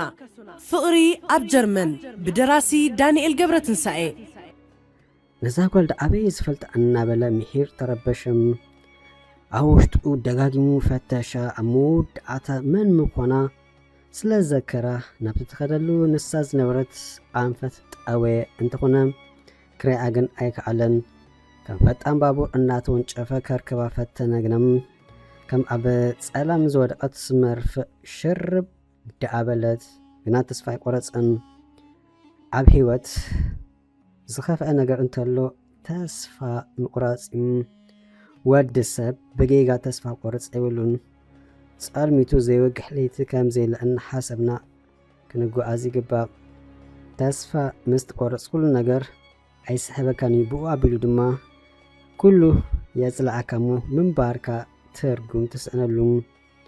ስለዚ እዚ ንኸይመጽእ ኩሉ ግዜ ሓንጎልና ብኣዎንታዊ ነገር ክንመልኦ ኣለና። ዘጋጠመ ይጋጠም ድማ ንጽቡቕ ነው ንበል። ነገራት ልዕሊ ዓቕምና ምን ዝኾነና እውን ኩሉ ሰብ ናብቲ ዘምልኾ ኣምላኽ ኢሉ ይዘርግሕ። ምክንያቱ ዋላ ዝኣመንካ የሰብ ክጠልመካ ኩሉ ደርቢ ዘይድርቢ ፈጣሪ ንሱ ስለ ዝኾነም ሽግርካ ብንጹሕ ልቢ ምስ ፈጣሪ ተዘራረበሉ። ሰዓቱ ምስ ኣኸለ ድላይካ ዘበለ ከማልዓልካዩ። ግና ፈጣሪ ክሕገዘካ እንተኾይኑን ንስኻ እውን ክትሕግዞ ክትኽእል ኣለካ። እዚ ማለት ተንቀሳቐስ፣ ፈዘዝ ኣይትበል፣ ኣይትኮርመ፣ ኣነ ኢልካ ርእስኻ ኣቕኒዕኻ ኣፍ ልብኻ ነፍሒኻ ንዕላማታትካ ተደራገም። ዝከኣለካ ግበር እሞ እቲ ዝተረፈ ንፈጣሪ ግደፉ። የንዋህ ይሕፀር ፍረ ጻዕርኻ ፍረ ጻማኻ ግድን ክትረክብ ኢኻ። ስለዚ ተስፋ ምቁራጽ ነው ኢልካ ቀጻሊ ብተስፋ ተጓዓዝ። ናበይ ደኣ ኣበለት እናበለ ሚኪ የማን ጸጋም እናቅባሕበሐ ግና ግድን ክረክባ ስለ ዘሎ ኢድ ክህባ ይመረፅን። መንዳይ ደኣ ቐጸለም ነቲ መዓርፎ ነፈርቲ ከም ሕሱም ከሎ ግና ሕጁን ኣይረኸባን። ኦሮማይ እናበለ እናተመለስ ከሎ ኣብ ቅድሚኡ ዝነበረ ኮፍ መበል ኮፍ ኢላ ርእሳ ሒዛ ኣብ ሓሳብ ከላ ተዓዘበም። ብጣዕሚ ተገረመን ተሓጎሰን። ንዕለቱ ሕውስውስ ዝበለ ስምዒት ንኣካላቱ ወረሮም። ኣያምን የበለ ነዝርአይ ነገር ምእማኑ ዝተጸገመ ክመስል ሊድያ በለ እውን ኣዊሉም ግዲ ሽማ ኮኑ ካብቲ ኣትያቶ ዝነበረት ናይ ሓሳብ ማዕበል ብቕጽበት እናወፀት ብስምባደ ግልጽ በለት። ሊድያ ጥራሕ ከይትብል ንበለም ተደናገረት እያ ትመስል። ጠሚታቶ ስቕበለት ስቕታ እግና ናብኣ ቐሪቡ ካብ ምዝራብ ኣገቱን ሃቂ ሊድያ በለ ሕጁን ደጊሙ ብዝተደናገረ መንፈስ መን ይኻውእ ሊድያ በለቱ ከይተረድኦ ብኮፋ ሓቒፉ ደኣ ሰኣመም። ናይ እንዳመን ጽሉልዩ እዚ ኽኢላቶ ትኸውን ፈናዋ እሞ ኣይዘከርክንን በላም መን ኢኻ በለትሁም። ካብ ኢታሊ ናብ ጀርመን እናኸድኪ ከለኺ ኣብ ባቡር ዝተለና ሚኪኮ ምስ በላ ንሳውን ብተሓጓስ ብብትሳእ ሓቒፋ ብዘይ ልባ ሰኣመትሙ። ሚኪ ናይ ብሓቂ ሚኪ ኢኻ? እወልዱ እውይ ብሕይወት ዘሎስ ይራኸብ ደኣ ኣንቲ ንኣኸ ንምርካብ ዘይፈንቀልኮ እምኒ ዘይሓረስኮ ግራት ዘይፈተሽኮ ማሕበራዊ መራኸቢታት የለን። ኣእምኒ ኣነኸ ንበዓለይ ክንደይ ግዜ ዘደለኹ እውይ ሚኪ ሓወይ በለቱ። ንሳውን ብኣግርሞት እንዳጠመተት ቤንዳ እውይ ልዱ በላ። ኣብዚ ጸንሒ ንጀርመን ክኸይድ እንዲ ሓሲበ ደምጌስ ነፋሪት ገዲፋትኒ ኸይዳም ከመይ ተሸርሽረ ጸንሒ ኣይትሕተትኒ። እንታይ ክትገብሩ ደኣ ደንጊኺም ናቲ ትጌጋ ሰዓተይ ዝብገሰሉ ጽቡቕ ገይረ ካየ ዝተባሃልኩ ሰዓት ኣኺሉ ብተብተብ መጺ ድማ ድሮ ተበጊሰ ግና ኩሉ ነገር ዘጋጥም ብምኽንያት እዩ። ምሳኻ ኸማን ተራኺዮ በለቶ ሕጁን ኣተኪራ እናጠመተት። ብሓቂ ኩሉ ነገሩን ዘጋጥም ብምክንያት እዩ። ይኹን እምበር ደቂ ሰባት ክሳብ ዝኾንና ንርበሽ ኮይንና እምበር ነገራት ምስ ነስተባህለሎም ኩሉ ነገር ንጽቡቕና እዩ። ኣብዚ ግና ጽኑዕ እምነት ኣብ ፈጣሪኻ ክህልወካ ኣለዎ። መቼም ፈጣሪ ንክፉ ኣሕሊፉ ኣይሂበካን እዩ። ኩሉ ግዜ ኣብ ጸገም ንኣቱ በዓልና ብንወስዶ ተርባፃውን ተሓዋቕ ስጉምትታት እዩ። እዚ ዘጋጠመ ንጽቡቕ እዩ። ፈጣሪውን ንክፉ ኣሕሊፉ ኣይሂበንን እዩ። እቲ ዝደለኽቦ ነገር ሕጂ ረኺበ እንተዝኾን ነይረ ዝገደዳ ሕማቕ ነገር ከጋጥም ይኽእል እዩ ነይሩ። ምናልባት ንኡ ፈጣሪ ፈሊጡ ሸፊኑ የሕሊፉለ ይኸውን በል። እመን ካሓድሽኡ እቲ ትደለይ ነገር ሰዓቱ ምስ ኣኸለ ብዘይ ጸገም እንቅፋትን ክትረኽቦ ኢኻ መጸብዕኻ ድማ ይኸውን። ስለዚ ዝሓሰብናዮ ነገራት ከጋጥሙ ከለዉ ኣብ ክንዲ ንርበሽን ነብስና ነዋጥራን ንጽቡቐይ ምባል ልማድና ንግበሮም። ሱሳቅህ ሳላ ዝደምቀኽ ከማን ተራኺብና እዊይ ልዱ ኣመና ድማ ትጸቢኽ ኣለኺ። ነፋስ ጀርመን ዝተሰማማዓኪ ኸትመስሊ መንገዲ ናይ ሊብያ እዩ ጽባቐ ደፊኑ ነይሩ እምበር ብቐደሙን ጽባቐት በለቶ ንሳው እናሰሓቐት ፈረቓኻ እምበር ሓቅኸ በላ ናይ ብልቡም እሞ ከመይ ኣሎ ህይወት በለቱ ሊዱም ህይወት ደኣ ጽቡቕ ኣምላኽ ይመስገን ብኣኸ ወገንከ ኣቲቲ ኣብ ሱዳን ድንግልናኸ ዝወሰዱ ኣፍቃረኸ ንኦ ክትብል ንጀርመን ትኸዲ ከም ዝነበርኪ ኢኺ ነጊርክን ነይርኪ ኣቲ ተራኺብኩም ዶ ኣብ ምንታይ ኩነታት ትሕልዊ ክሳብ ሕጂ ዘተሓሳስበኒ ዘሎ ክብል ንኣመታት ዝጽበዮ ዝነበረ መልሲ ሓተታ زحقوس بسرات ቃንዛ ስደትነቶም ዘይተነግሩ ስቱር ምስጢራትን ዝሓዘት ሓዳስ መጽሓፍ ፍቕሪ ኣብ ጀርመን ብደራሲ ዳንኤል ገብረትንሳኤ ነቲ መሪር ናይ ሰሃራን ባሕርን ጉዕዞ ሊብያ እናሰገረት ከላ ዘይተጸብየቶ ከቢድ ዓመት ዘጋጠማ ጓል ኣንስተይቲ መወዳእታ እንታይ ኮነ ሳምራዊትከ ኣብቲ ዝተሓላለኸ ፍቕራዊ ህይወት እንታይ ውሳነ ትውስን ትኸውን እታ ጓል 13 ዓመትከ ኣብ ሞባይላ እንታይ ክትርእያ ተረኺባ ፖሊስ ጀርመን ስለምንታዮም ኣብ ገዛ ሳሚ መርመራ ካይዶም ናይቶም ብሰንኪ ዘይምውላዶም ጸቕጥታት ዝበዝሖም ሰብ ሓዳርከ ክትሕግዞ ኢላ ገዝኣ ምስ እተወቶ እሞ ሓፂር ስረ ጌራ ደቂሳ ኸላ ሰለፋ ምስ ረአየ እንታይ ወሰነ ንሰበይቱን ደቁን ገዝኡን ጠንጢኑ ምኻዱ ጠንቁ መን እዩ ካብ ዘይብሉ ንሓዊ ኤሮጳ ምስ እተዎ ዝገበሮ ጉድ ቃንዛን ስቱር ምስጢራትን ዝሓዘት መጽሓፍ ፍቕሪ ኣብ ጀርመን በዛ ኣድራሻ ኣብ ኩለን ሃገራት እንደ ሓበሻ ድኳናት ክትረኽብዋ ኢኹም ከተካፋፈሉ ምስትደልዩን ተወከሱና ፍቕሪ ኣብ ጀርመን ብደራሲ ዳንኤል ገብረትንሳኤ مسؤول أشعنش وزيد رقمنا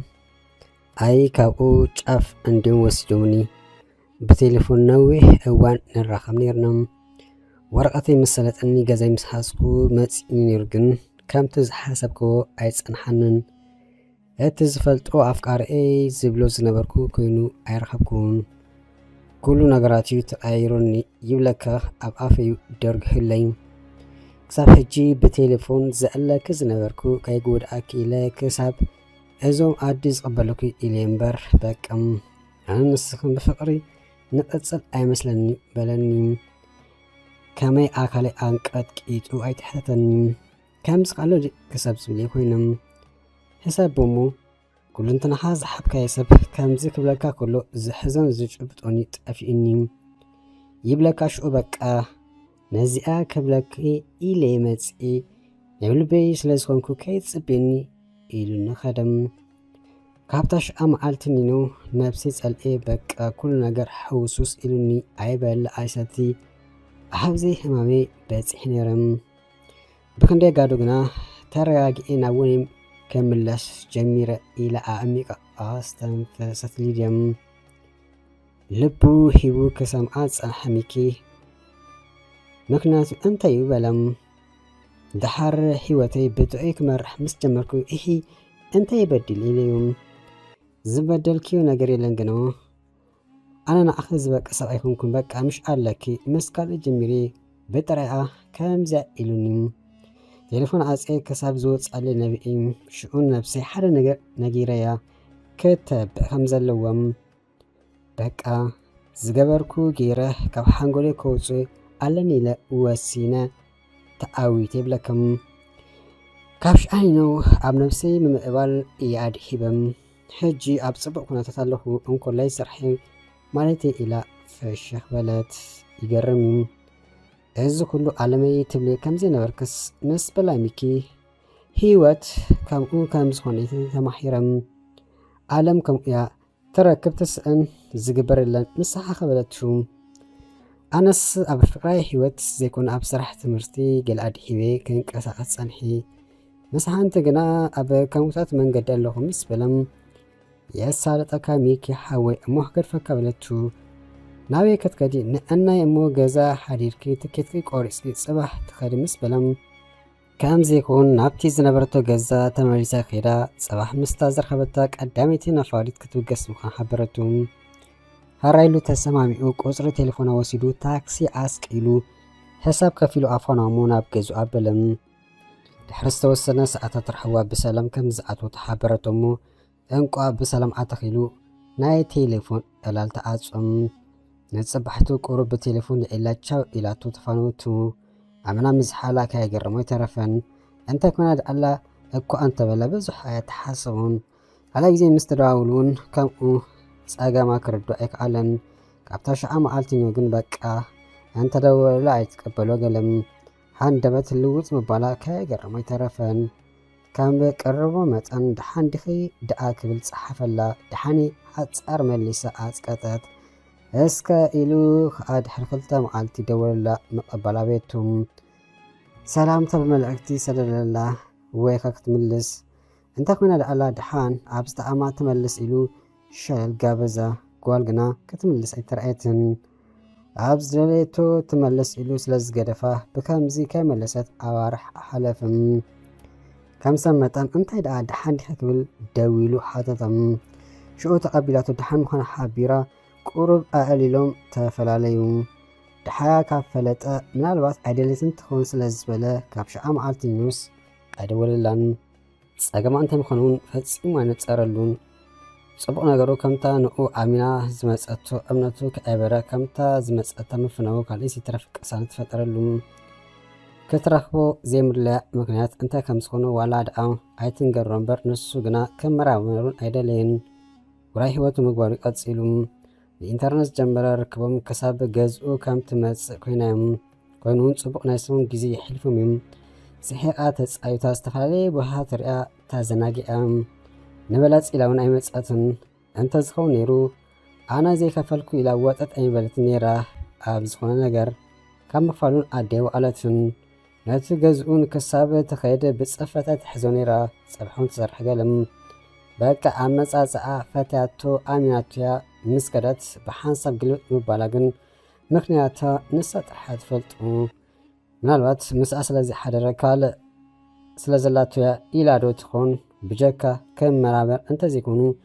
هجون مخنياتا نسات حد فلتو تكونو باتي قنا ولاكا بتليفون نويح جيزي انت ألالو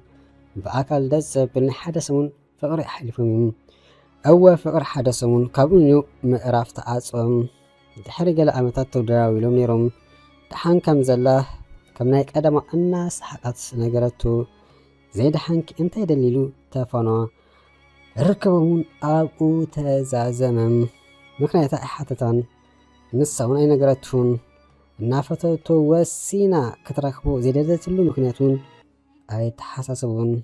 أبحيوات عاوتن أسالتون كسانتون تمني ليوم من الوقت حدا مقالت بقل أقات أمزر راخبو تقلو تخون إزازانتون بزي تزازمت سلاتي كام مجمر تكسامود أتا زتا كتاتلكم نمسكن